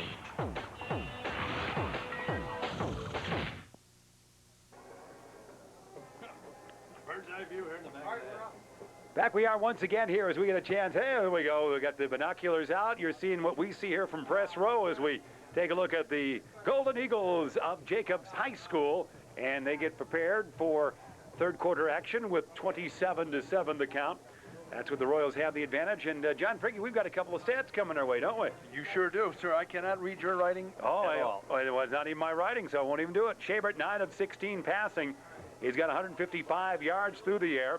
That makes that 32 consecutive games in a row, a state record, whatever it is, 100 yards plus passing through the air. Trevant Hayes, 10 carries for 77 yards and a touchdown. Shabert's rushed for 45 yards on 6 carries. And, of course, Shover has, Shower, we should say, has 2 carries and 27 yards, but he's got a couple of touchdowns along the way. 19 first downs if you're charting at home. As far as the Royals are concerned, Stan Yarbrough has 4 receptions. That means for the season, Stanley has 49. So the next one will be that magical half-century mark. That should be fun to chart. For Jacobs, their quarterback 0 of 6 with 4 interceptions. That passing game that came alive against Libertyville is not showing here on this Saturday afternoon. Also, some of the rushing, they have 90 yards on 24 carries as a unit. Nielsen, 7 carries and 59 yards. Glenn Reams has 4 carries for 12 yards. And Matt Frayling has 4 carries and 14 yards. And that's where we stand as far as stats are concerned. So we have all kinds of good things here. We leave anybody out. Hayes a reception for 14 yards. Steve Shower has 3 receptions for 24 yards. And I think we'll nestle in for a little second half play here. All right, that's what it is. Again, our thanks to a wonderful crew. We've got Herb Wetstein, not afraid to shout at us from time to time. And Steve Hansen with the character generation man. You see the numbers in front of you, and our young lads John Bordson, and Matt DiStefano, your camera folks here, and a cast of 1,000 we can't name right now. And, of course, John Prigge, who's right here as well. So here we go. Second half play. So we say hello to the good folks on AT&T Cable Services Channel 3 in our northern Kane County area, and our home base of Channel 4 in Elgin and South Elgin. And that takes care of the particulars. Now we're ready for football action, are we not? Yes, we are. And this is going to be a very important possession for Jacobs. They're going to have to really show some ball movement and obviously a score in this third quarter. There's the boot by Tovar to Squibber. Stay away from that trick play is what the Royals are trying to do, but they're still going to try to start the thing. And the quarterback, Colzo, is going to have it once again. Last time he did that, he's picked up some substantial yardage. He'll get it near the 40-yard line. As they do that, when the ball comes their way, four guys converge in one spot, and who's going to get it? Who knows? That's right. It's a very difficult situation if you're a defender. And number 45 for the Larkin Royals, Jacob Weiss, making the push out. So let's see how quarterback Colzo, again, no completion so far through the air. 0 of 6 he is. Have 90 total yards in the first half, unofficially, for the Golden Eagles. And again, the Royals with 304. First and 10, 27-7 the count. Colzo's going to pass it into the flat. It's caught on the far side, man open. Let's check that number way over there. Looks like Brett Hansen, does it not? Hansen's going to get all the way down to about the 14-yard line. Talk about scoring fast and at least making some great possessions here, or great yardage during their first possession. Nice pass, and again, you've got to make those quick strikes when you're down 27-7 coming into the second half.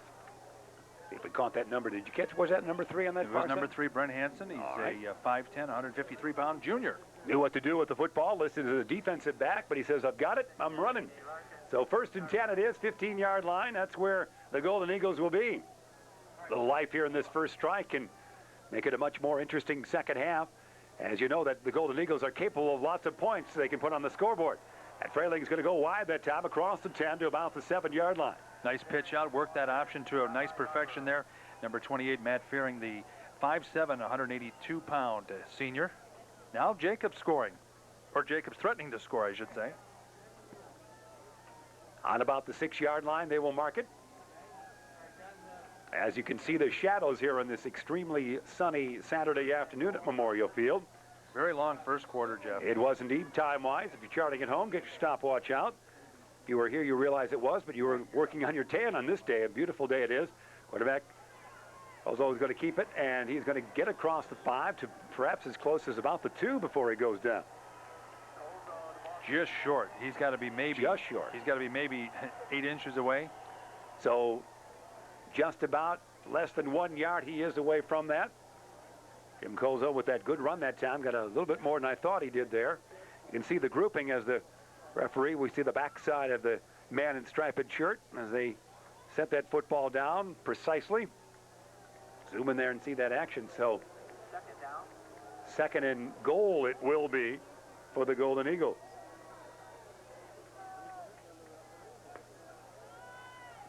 We'll see if it's a quarterback keeper here for Colzo. He's got shouts out the kid. It is. Did he get in? It's like he's pushed across there, and it is a touchdown, Golden Eagles. Colzo on the keeper gives the Jacobs Golden Eagles now a score with, again, just 10:47 left in the third quarter here. They scored fast. It's 27-13 with the PAT coming up. 27-13 that count. That's, again, the next possession for the Royals be very important how they can respond to that. And they look like they're going to go for a 2 for a while there. They're actually that trick lineup there where the line's way over there and just 3 men here on the near side. You don't see this every day, Chauncey, and now everybody comes over in that drill. That's always kind of fun to watch. We'll get on the Weigel Wiener with that one. There's the kick. It is going to be good. So 27-14 the count. Golden Eagles very much back into the contest. Well, it's very important for them, as I said at the top of the half here, very important for them to get on the scoreboard or at least have a nice offensive showing. 27-14 now in the third quarter. I wonder if that missed PAT is going to come back to haunt the Larkin Royals. From time to time that happens. We saw that earlier this season in the Chicago Bears game against the Saints, did we not? Wasn't it a missed point after? That was a decided different in that. We'll find out again how the Royals respond again. Oftentimes when they take care of their opponent early, the other opponent does not come back. So this in this second round of the playoffs. A rare occurrence for the Royals. They have lost a couple of times this year, but when they've won big. Absolutely right. And they've got that high-powered offense. And keep in mind, too, we have not seen a lot of Trevan Hayes in this offense in the first half, especially in the first quarter. So hopefully he is very fresh, not only on the offensive side, but as you see him set back along with Stan Yarbrough and Turner Pugh to receive the kickoff. He's set way off to the right-hand side of your television screen. That's right. You can see that. The fandom in front of me is here. They're getting their Royals cheers from the press box. Of course, the Royals are the home team here, so they're on the near side. You see the Jacobs fans on the far side. Here's the boot by Lewis. See how they play it. It will be taken by Yarbrough at his own 8. Stand at the 10. 15 goes to the right. He'll get across the 20-yard line and stop right there. Nice pursuit for Jacobs as they'll set Larkin up now, as the ball will be resting approximately on their own 23. And they'll be able to hopefully get something going for the Larkin Royals to at least eat up some clock and maybe go in for a score. Defensively, this is a time for Jacobs to shine. They're on a high. They just scored early in the second half. Ken Shabert 9 of 16 and passing-wise for 155 yards in that first half. Turner Pugh wide out on the near side. Stan Yarbrough on the far side. High formation, Shower and Hayes. Shabert, the quarterback, shouts it out. He will hand it off to Trevan. Hayes will fall forward, not for much. Maybe was there a fumble there? I thought for a moment they brought him down quickly. No fumble, but just a 2-yard pickup for Trevan. Teaming in on the tackle, Clint Reams, number 32, and number 49, Bo Biaggi. Golden Eagles trying to toughen the defense up here a little bit. This would be an important stoppage for them. Now second and about 7 it will be from the 25-yard line. Wide out far side, Yarbrough. Near side, Turner Pugh. Split back formation it will be, split eye. Shabert drops back into the flats, going to Turner Pugh. One-on-one time now for Turner. Can he get around his man? Yes, he can, and he'll go out of bounds just across the 30, maybe at the 32-yard line. He juggled the ball for just a quick second, and that gave number 17, Ben Warner, for Jacobs a chance to set his position and try and go in for the pursuit. He did get around him, but again, Warner made the tackle from behind. Might be time to measure. And the chains are on the far side, as you can see, so they've got to come all the way over to the near side. We promised a Jacobs High School trivia question throughout the first half of the show.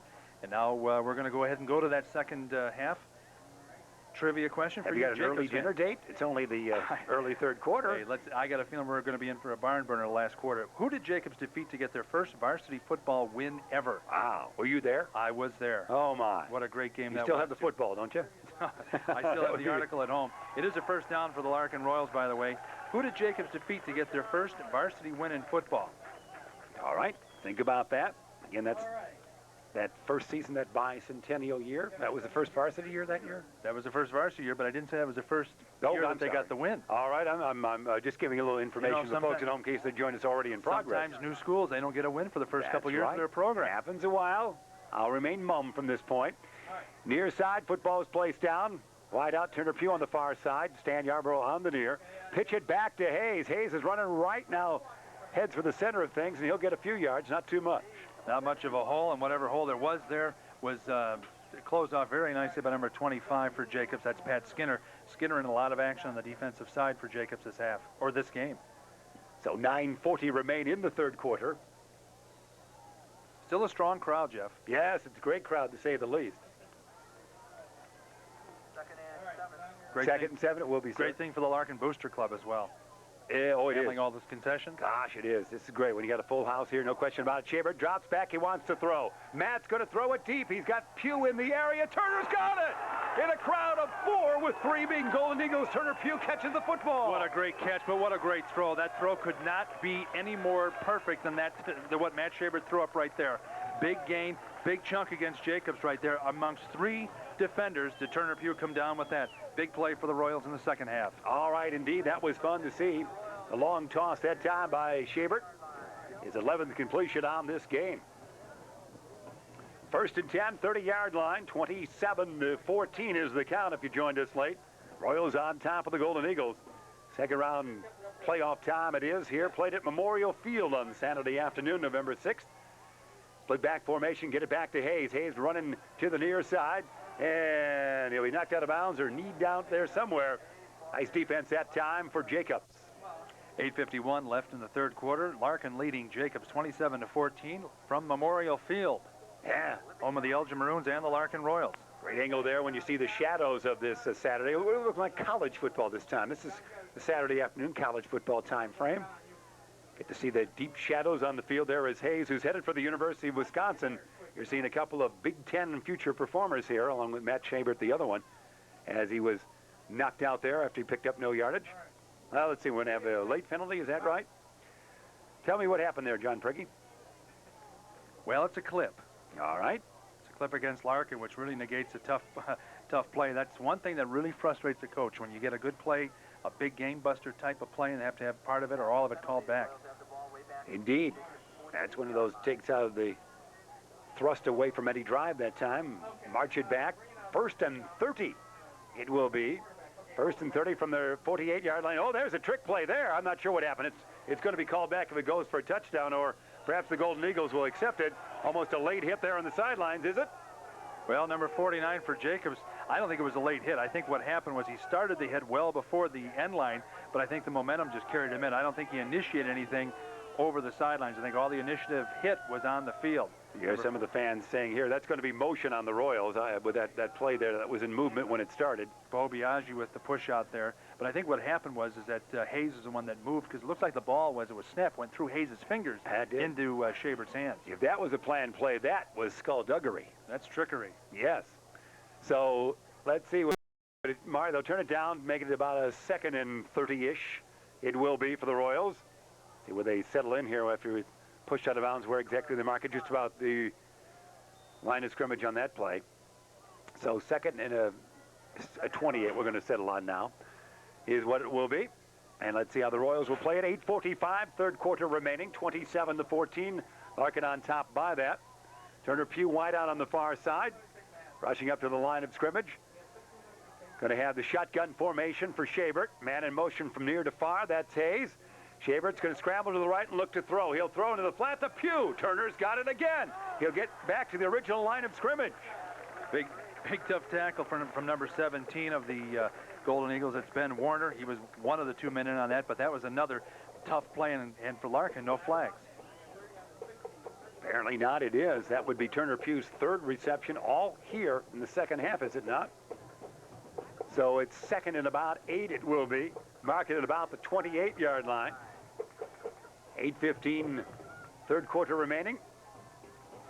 Turner's going to line up on the far side. On the near side, it's Yarborough. Chabert in the shotgun, as tradition can be. Johnson in motion.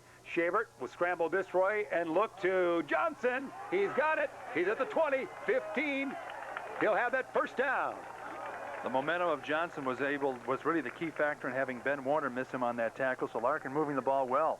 Yes, they are. Big 1st down. It was one time 1st and 30-ish, and they now have come up with that 1st down. That doesn't happen every day. Herman back in. Johnson goes out. Yeah, you see the defense of the Golden Eagles.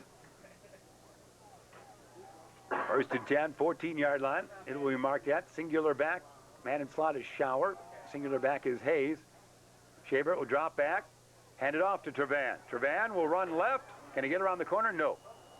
Goes out of bounds, as you saw there. Dominic Kresap with enough of an angle to keep Trevan Hayes out of the end zone and down to the sideline. Look at the shadows of Memorial Field. Isn't that beautiful? Tough on our cameraman a little bit, but you see the shadows there. We zoom in a little bit. The distance, 19. Move around just a tad. And we'll continue here with the 2nd and 7. It will be 11-yard line for the Royals. Wide out near side, Yarborough. Far side, Turner Pugh has been hot on this drive. High formation backfield, Shower, Hayes. Hayes a deep back. Fake to Hayes. Oh, toss it to Shower. He's got it. Touchdown of 7. He'll make it 11 yards for Steve. Shower was the underneath man on that play, as number 8 for the Larkin Royals. Turner Pugh had a nice decoy as the deep man, but a nice thrown pass, and Shower goes in. Shower's been kind of a secret weapon for the Larkin Royals, not getting a ton of action the last 3 or 4 games. But again, when he gets the ball, he's making the most out of it. He gets his 3rd touchdown on this afternoon. Makes it 33-14 now, the count. That was an 11-yard touchdown pass from Chabert. Shower. 7:22, 3rd quarter remaining. Here comes the PAT. Tobar, the boot. It is going to be good. 34-14 Royals.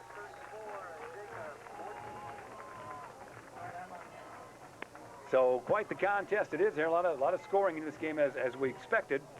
Again, the Golden Eagles are capable of that strike back. We saw them move swiftly last time they had the football. They have the opportunity of getting some big plays going for themselves again, but I think, Jeff, the strength of this team is, from what we heard from Jacobs, is that their ground game. Right now, they don't have the time to muster a good ground game up. I think they're going to have to go to the air. They're down by 20 points here with 7:22 left in the third. They do have time to grind it out, but they're going to need some big plays, and I haven't seen any evidence of that so far. No, not that I'm an attorney. No, I was going to say, but certainly the Jacobs fans know that their troops are capable of lots of points on the scoreboard, coming off a game that saw them score 48 last week. Don't these shadows kind of remind you of Wrigley Field in the day games? It does, Wrigley Field, and as we said, college games of this ilk on a Saturday afternoon. It's not often that the Royals have played Saturday this late of an afternoon. They really have traditionally the Friday night game, but because of the weather, because of placement of games, IHSA, some teams don't want to play on Friday nights this time of year. The Saturday afternoon tilt was decided upon. It's very, very picturesque. Well, this is a very historic field. This field's been in existence since 1962. Been shared by Elgin and Larkin since then. The shadows of the Royals looking over it right now as Tovar will boot it away. Make you look 10 feet tall, don't they? Look at those shadows. Here's the squib kick taken by one of the up men. That's a pretty good placement on the field for those guys. It's the 45-yard line. Jason Payne with the cover up there, the defensive end. He's a senior, 6'2". Nice call with that. Hey, we want to thank our buddy from the Daily Herald, John Radke, the sports editor. He's been providing us with stats at the end of each quarter there. So thanks to John and the Daily Herald staff that's here at the game. As I mentioned to John during the halftime, I think I counted 13 sports photographers here, or videographers here. 13 people with the cameras, more expensive than I make here at AT&T. I tell you, can that be done? Ozo will try to scramble. He will cross the line of scrimmage. He'll get to just about midfield. One-on-one nicely there. Far side, that was Tovar he took on. Tovar's been in a lot of key stops, and that was a big one as well for the Larkin Royals. Okay, a lot of tackles, as you said. Question about that for big Dennis Tovar. Tovar is about 6'1", 200 pounds, senior, and kicking chores. So that's going to set up a, well, let's see where they mark that. Going to be about 2nd and 4. It will be with 7:11 remaining in the third quarter. Formation of the Eagles, as you see right there, first man through. It's going to be Nielsen with the carry. He'll get the first down. An important first down for the Jacobs Golden Eagles at this juncture with 7:05 left in the third quarter. And Jacobs down by 20, 34-14. They need first downs, Jeff. There's no question about it. Okay, Nielsen right there as they go with the no-huddle offense. On the 1st and 10. Got the options in the backfield. First man through, they'll hand off again, and he won't go down. He'll pick up, well, it looks like another first down. We'll check that number coming out of the pile. That's number 28. That's also Matt Fearing and Sean Wilson on the tackle, but one of the initial hits was made by Matt Shabert, also again playing on the defensive side of the ball. Fearing has scored a touchdown here on this afternoon, a 4-yard run he had in the second quarter. 1st and 10 it is once again. 6:35 on the timepiece. They'll not huddle, but tell everybody what's going on individually. The quarterback will. And the Golden Eagles, the 1st and 10 situation, see how they play it. They will hand off once again. Second man through it turned out to be. Trying to go left, he didn't go very far. Brought down by everybody. It's a rat party down there for the Larkin Royals. I believe Sean Wilson is in on that, number 69, number 24. DJ Quinton is in on that as well. Number 24 for Larkin is Luke Hall. Not much of a gain there at all. It will set up a 2nd and about 10 plus, short 11. It will be for the Golden Eagles. Matter of fact, no gain. No gain at all. all. No gain, no gain. No gain. Well, that's your look choice. At me. Yeah, we didn't say a thing. It's too expensive. No gain coming your way. Hand off, first man through. Again, probably Nick Nielsen will get that carry. He falls across the 25 to about the 24. It is Nielsen, the 5'8", 185-pound senior.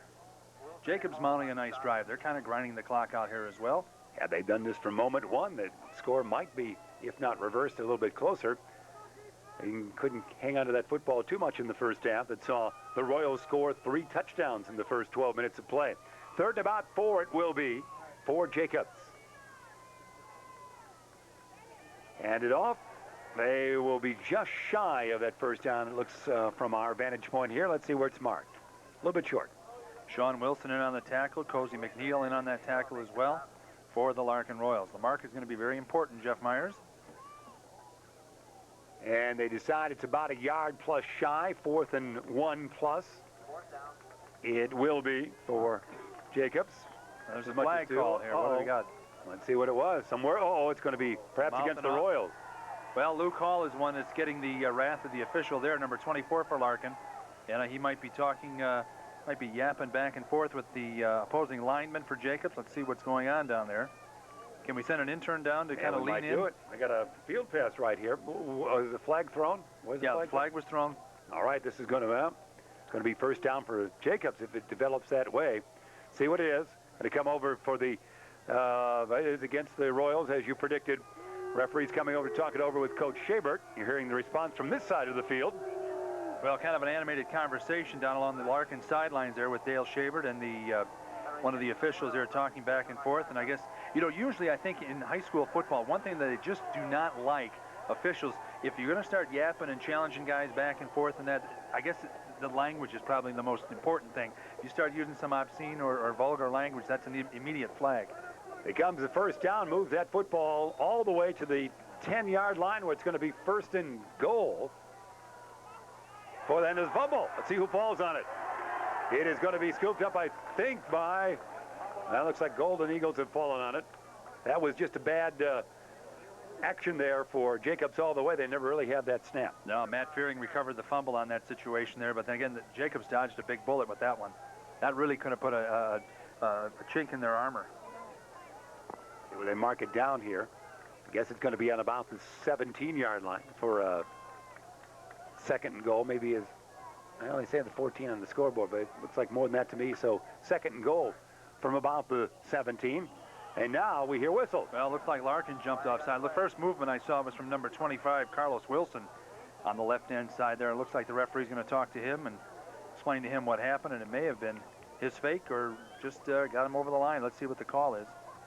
Just an uneven sequence of action. It is against the Royals again. Uneven for the defense here for Larkin. Larkin just stabbing himself there. And again, Dale Schabert talking to the lines, one of the referees and the officials there just telling him, and the referee just talking to him about it. The referee just pushing him away, saying, I don't want to hear it. So they're marking the ball on about the 12, it looks like. And off first man through. He'll get across the 10 to maybe as much as the 8-yard line.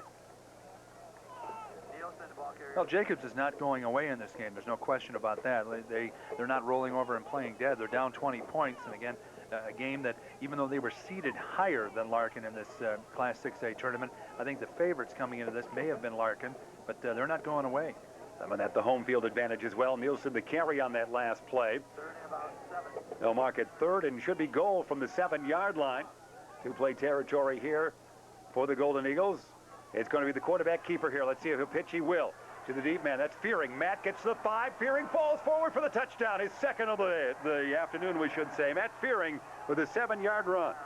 He was able to get around Matt Schabert, who was coming up from his side of the defensive side there. He beat a tackle around Matt, and that's the name of the game right there for the Larkin Royals. Just one missed tackle, and Fearing's in. But now a very important PAT coming up, Jeff Myers. Indeed it is, as far as that is concerned. So Matt with the touchdown. 34-20 is the count. After this, we'll get to the answer of our Jacobs Golden Eagle trivia question. All right, let's see how they play. The boys will come over here, as you can see. That's nice to see. That is fun video indeed. And now the conventional PAT coming your way with the snap, the placement, the boot. And it is going to be good. 34-21 is that count. Back into the contest once again is Jacobs. And let's go with our answer here. Here it is. Here's the answer to our Jacobs Golden Eagle trivia question. There's the answer. The Grays Lake Rams in 1976. Jacobs got their first varsity football win in 1976 against the Grays Lake Rams, winning 8-0 on a Saturday afternoon game. I was up there at Grays Lake. That is something. The players celebrated right on midfield, just all in a. You'd think they had won the Super Bowl themselves, but it was a great victory for Jacobs, and I think that may have been their only victory that particular year. All right, that sounds good. We've got a stopping point. All the youngsters under 4 like to drop by our microphone there and say hello. All right, and they're getting a good fun with that. The kids can find a microphone, can't they? That's how I got into the business. Back then you called yourself a pronouncer. Yeah, let's hope there's some cotton candy that parents might wave their way to get them on their way. Some cough medicine or something. That's right. Get them to settle down a bit. They're nestled in. Where's your microphone at? I've got it tucked right there in the corner, there it is. corner of Okay. press row there where the kids are supposed to look the other way. It's not too discreetly marked there. You've got some tape and a big sign that says microphone for TV. Well, it says speak here, but outside of that, we don't really do it intentionally, of course. Here we go. Kids, keep it clean. That's all he has. Someone a fan of Winnie the Pooh. Bart Lewis, no Pokemon reference here, is what we have for the kickoff. Back to their seats they go. Lewis will kick it off. It's going to be the squibber. It is touched by one of the up men at almost the onside kick, working successfully for the Golden Eagles, but now wonderful field position for Larkin. Luke Hall on the recovery there. Smart thinking to cover up that ball. That could have been trouble. So that sets it right where midfield plus, just shy of midfield. That's where the Royals will be. Where they waltzed to a touchdown last time they had the football. Steve Schauer caught an 11-yard pass, I should say a 7-yard run by Steve in that situation. And 34-21 is the count.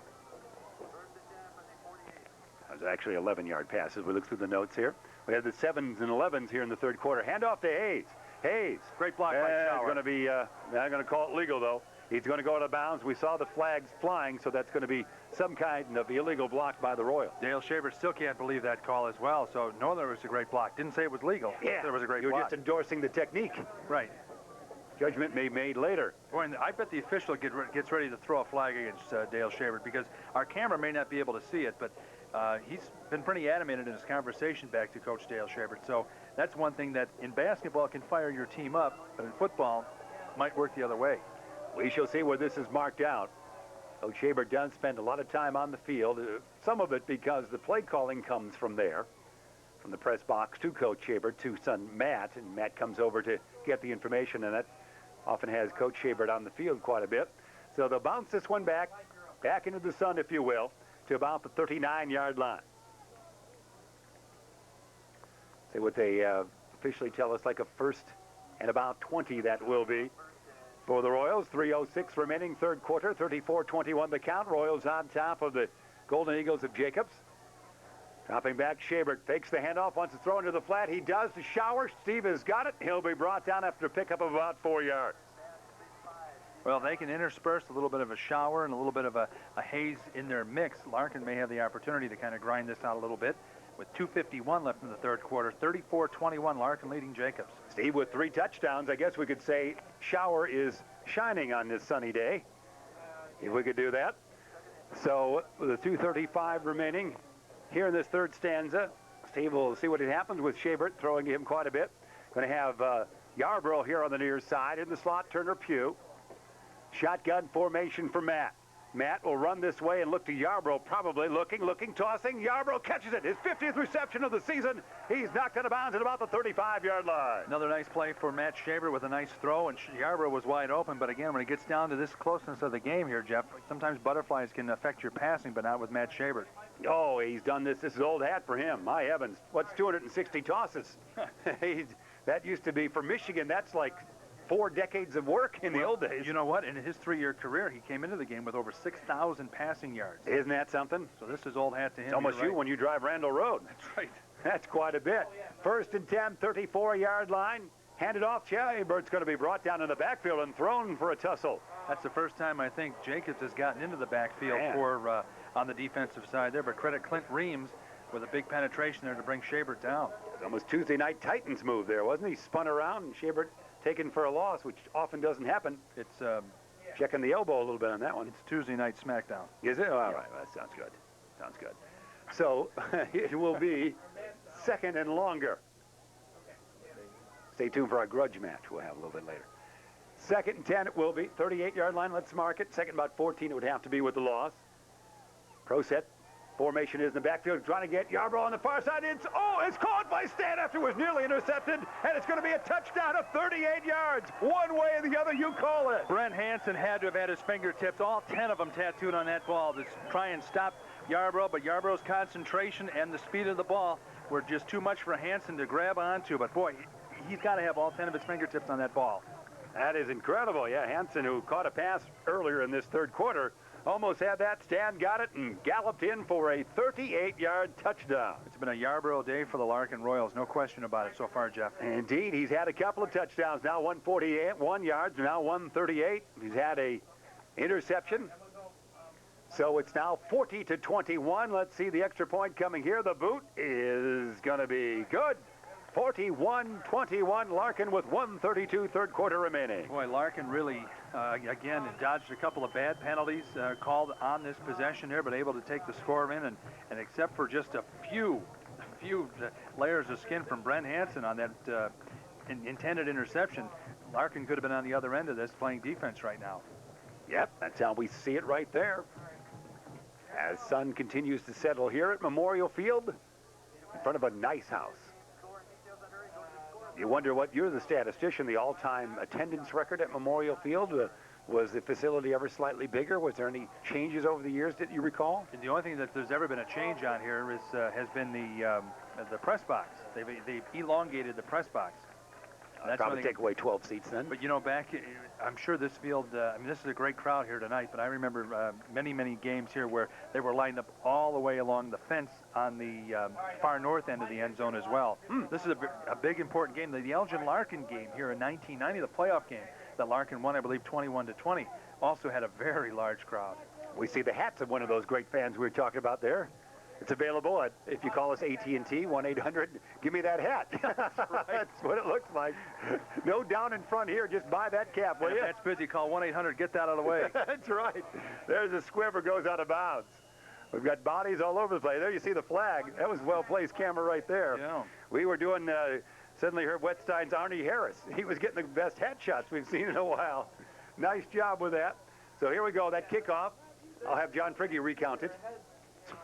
Out of bounds. Out of bounds indeed. Out of bounds. There, if you were here and you want to see what you look from behind, you look for yourself right you there. don't have 2 mirrors in your bathroom. That's right. My gosh. That is quite a crowd. What kind of shot selection are we getting out of here?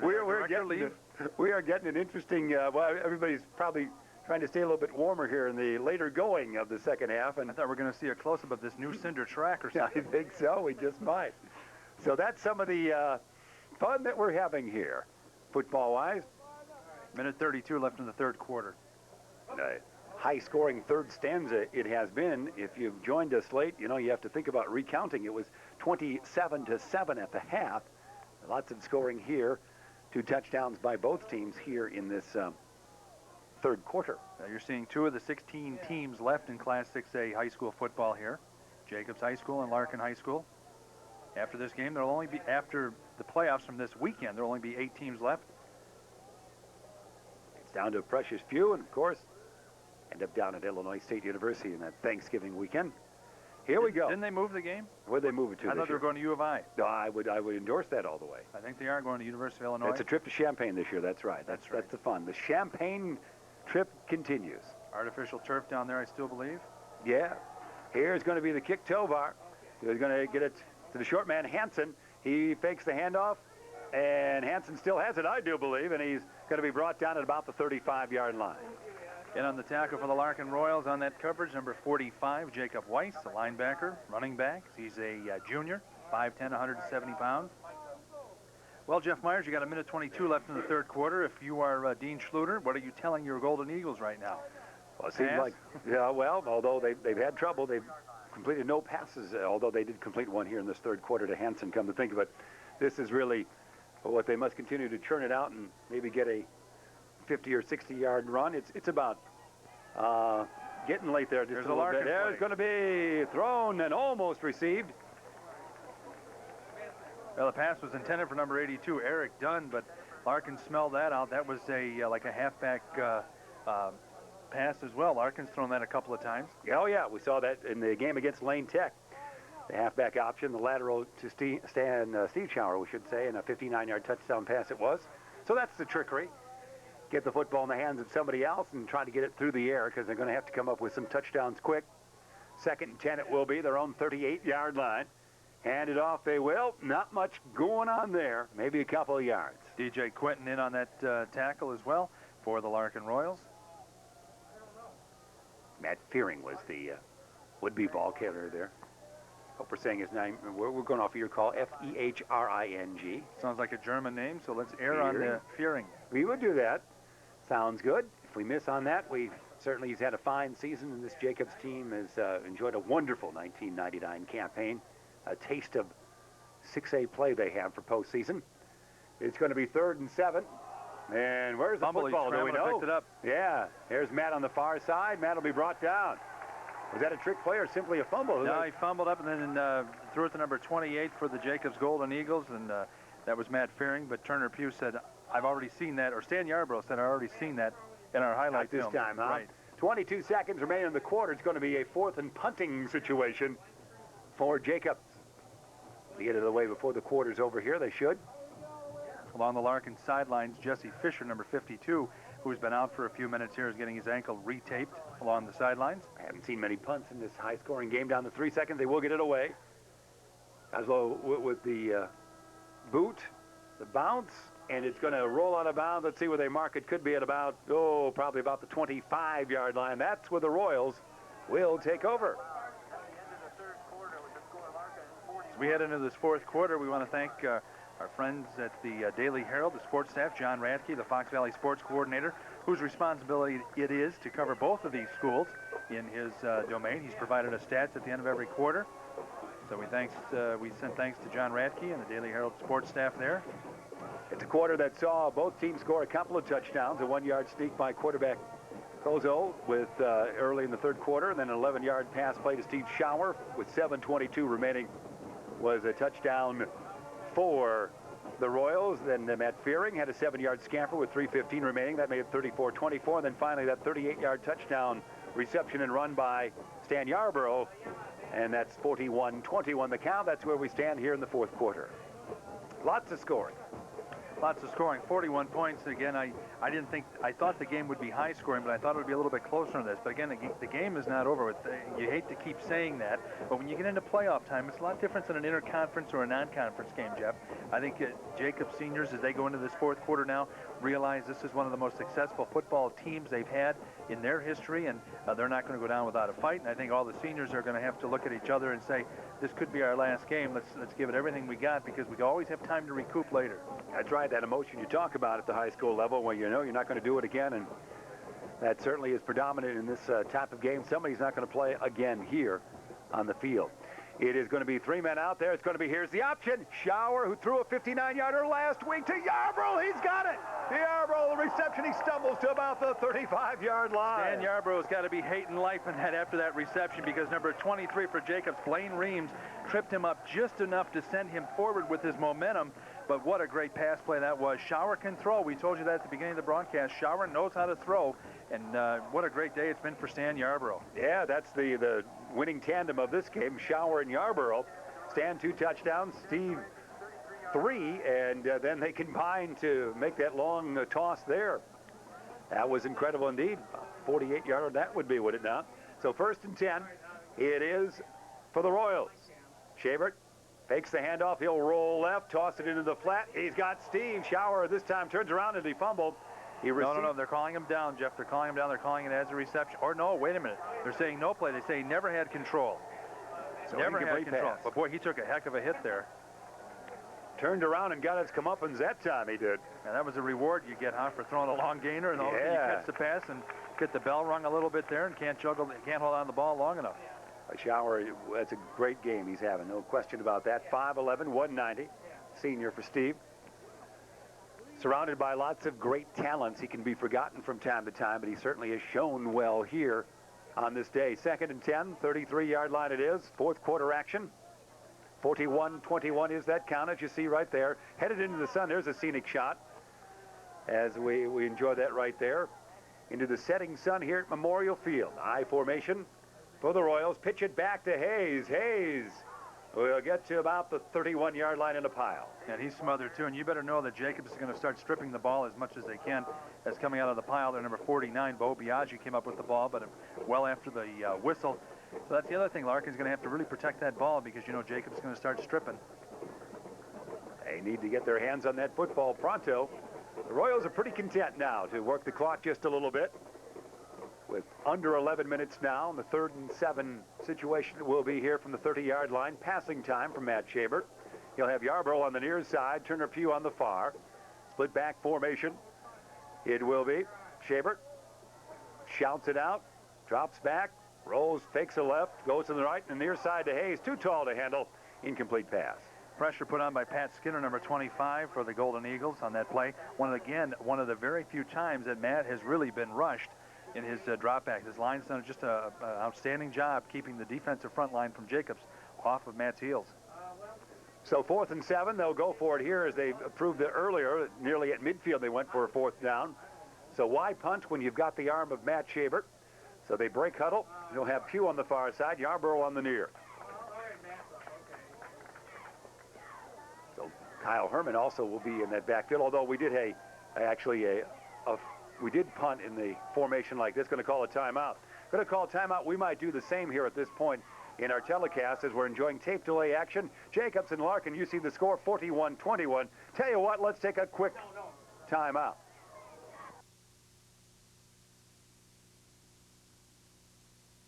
Play would be here.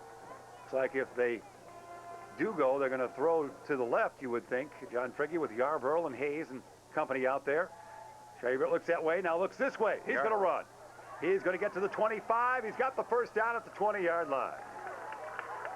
Well, he had Yarborough wide open, cutting from the left-hand sideline. Another flag. Here we go. Number 45 for Jacobs, yapping again with Yarborough. And looks like number 45 for Jacobs is going to get on the short end of that. That's J.T. White, the senior. We saw him yapping, and the referee just couldn't wait. Just couldn't wait to pull the flag out. Is he talking to Dale Shabert about that? It is against Jacobs, as you called. So that'll tack on some more yardage and get the Royals knocking on the door here in this 4th quarter. Sometimes the spirit of the contest can get away from you a little bit there. Again, you know, in 9 times out of 10, Jeff, whenever you don't see anything physically being done, and like on the sidelines, anything on a rough side, rough housing action there, it's usually going to be language. One would think that's probably the indication here. So let's see where they mark it down. It's going to go all the way, let's see, to about the 11-yard line it will be. Might even be right on the 10. Going to be a 1st and goal. I don't think there's going to be a 1st down marking here. 1st and goal for the Royals. So a chance to continue to tack on some stats here for Larkin. As far as the great passing stats that Matt Shabert has amassed over his wonderful career, and the all-purpose yardage of Trevan Hayes, and the 50 receptions at Stan Yarborough and the like. High formation is in backfield, man in motion, Turner Pugh. There's movement there. That might... Looks like Quinton on the right-hand side, number 99, jumped a little bit. He's got a couple of interceptions here in this game, does DJ. Well, we just have to realize here, too, that Larkin, of course, when you watch this game here on AT&T Cable Services, there's a good chance Larkin may be the lone representative left in the state 6A playoffs from the Upstate 8 Conference. And we know right now, Jacobs, right now, this very minute, is the only survivor left in the Fox Valley Conference as McHenry lost. To the Panthers of Oswego, they did. So it's 1st and 16 now. Shabert drop back into the flat. Yarborough, the reception for Stan. He's at the 10. Stan at the 5. Yarborough is awfully close. Touchdown, Stan Yarborough. It's been a Yarborough day, as we've said many, many times. But one of the things that really has been a problem for Jacobs since the 1st quarter, they've had a lot of hard times trying to tackle. 1st and 2nd man through, not able to stop Stan Yarborough here tonight. That's his 3rd touchdown, isn't it? I'm going to run out of paperwork here. Going to give that a 16-yard one, unless I think it was 1st and 16, but they have on the 20 on the scoreboard. But that was a touchdown pass to Yarborough. Well, we've seen a little thinning of the herd over at the Jacobs side, a little bit on the Larkin side, but I think with that touchdown now, you're going to see a lot of people making their ways to their automobiles. Stan had a 41-yard touchdown pass, a 38, and now that, I'll call 16 unless you correct me there, a 16-yarder. And that's the way it is with that touchdown. Kick is good, so 48-21 with 10:19 left to go in the 4th quarter. For those of you wondering where Steve Schauer is, when he got his bell rung along the left-hand sidelines there as well, he came right to the bench, and he's getting some treatment, looks like on his right wrist or his right hand. So he's wrapped up, and he looks like he's ready to go. Larkin scored 47 points in their opening week, 53 in the second, 54 in the week 3 of the season, 45 in the 4th week, and that's when and then they scored 34 in that 5th week of the season. So they are used to these point totals that we're seeing, the 48-21 count here. Well, they ran into a buzzsaw with St. Charles, oddly enough, because Lake Park obviously was I thought the better team. Larkin scored 23 points, but then against St. Charles they only scored 9. They scored 21 against Elgin. And that closed out the regular season in the Upstate 8. So Tovar will boot it away for the umpteenth time here. And again, we see the fans standing, stretching, and enjoying high school second-round play. And at the same time, proud that they're on our AT&T Cable Services camera. Yeah, you can see the front row on the right-hand side of your screen there representing the Jacobs crowd. They think they've seen their last game. Yeah, they begin to thin out a little bit, although they got the warm spot there on the far side with the sun shining their way. Here we go. Let's get the boot away for the Royals. Very much color scheme and pageantry. Here's that boot. It is going to be handled. Watch this trickery here. No. It's going to be taken on that far side. Reams has got it. Reams will get to about the 30, just across that 30-yard line. Boy, the fur is really flying down there on that turf there, Jeff, as things start to get dried out a little bit. We haven't had much rain here in the area, so the turf is probably a little on the hard and dry side, so you're going to see a lot of things get brought up by the spikes. I think so. Looks like you spinning away from your high school parking lot, for heaven's sake. Just a little bit down the block. It's right. Remember when you sped away, Ducky Drake Field was always in trouble. You didn't slow down till you made that corner. So was Lake Street, Route 20. That's right. Well, that goes without saying. 10-10 remain, 1st and 10, 31-yard line. As you see, the Golden Eagles with the football. They will drop back to toss it, and it is going to be intercepted. Turner Pugh. He's at the 50. Pugh's going to be brought down at about the 46-yard line. Another interception by the Royals. Well, all the Royals have to do now is really grind this game out, and they will advance into the 3rd round of the IHSA Class 6A playoffs here. Big interception right now. Jacobs has got to be on the dejected side for sure. Any chance they had of trying to get back into this game post-Hayes were really kind of wiped out with that interception. That would be the 5th interception, would it not? By quarterback Kozo throwing. Turner Pugh gets his first on the afternoon. DJ Quinton had one. Trevan Hayes had another interception. So it's 1st and 10 for the Royals. Let's see how they play it. They're satisfied to just kind of take it to the ground game a little bit with Shower and Hayes, the running back. Hayes is going to get this carry. Hayes runs left. Hayes to the 40. Across that to about the 34-yard line. Well, when you read 16.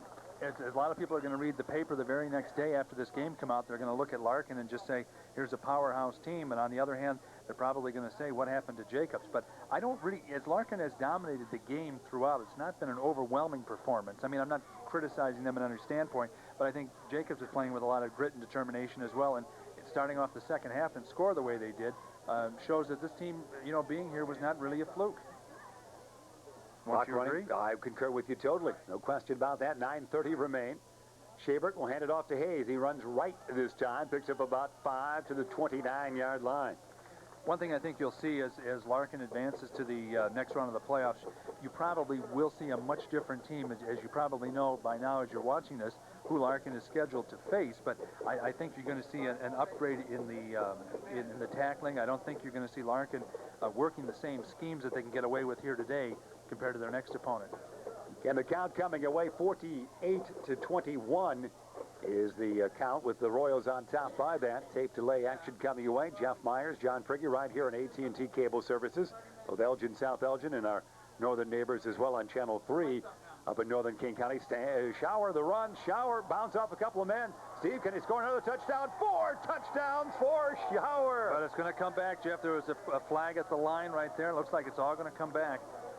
That would be a sad situation for Steve Shower, especially after getting hurt. You called it. Holding. Coming back indeed for Steve. But oh, what a game for Shower and for Yarborough and really all the Royals offensively. But that would have been something to talk about the grandkids with, wouldn't it? And we saw the flag early come out before it was maybe 3 yards past the line of scrimmage, so you knew it was coming back. But it looks awfully nice if you're a Larkin fan. Sunny day on that November. Round 2 of the playoffs. How many touchdowns did I score? 6, 7? I can't recall. But right now, he's got 3. Either way, wonderful, wonderful game indeed.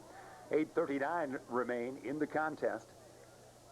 We'll have a very quick post game for you. In fact, with the length of this game, we're going to wish you well almost before we're out of here because it's a lengthy game in real time, as it's actually 4:30. 4:30. I refuse to give up on daylight savings time. Boy, I guess. You're catching us now as we just adjusting the time from time to time. 2nd and 13 it will be. 39-yard line it is. Give it to Steve again. Steve said, let's do it again. Can I? Well, he'll tug his way for about 7 yards that time. Just couldn't break the tackle of the defender, the tackler on that play. Again, that's number 48 for Jacobs, and that's Tom Worley.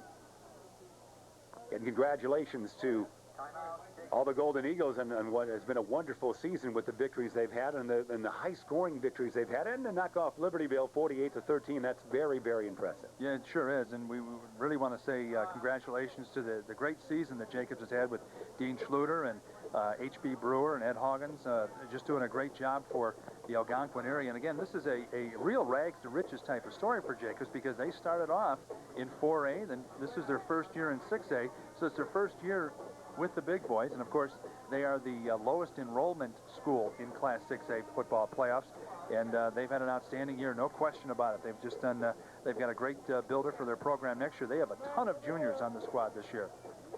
They have, so things will look well for next season, next millennium, the next century, if you will. Hey, did I ever tell you the first inter-squad football game Jacobs ever played? Do you know where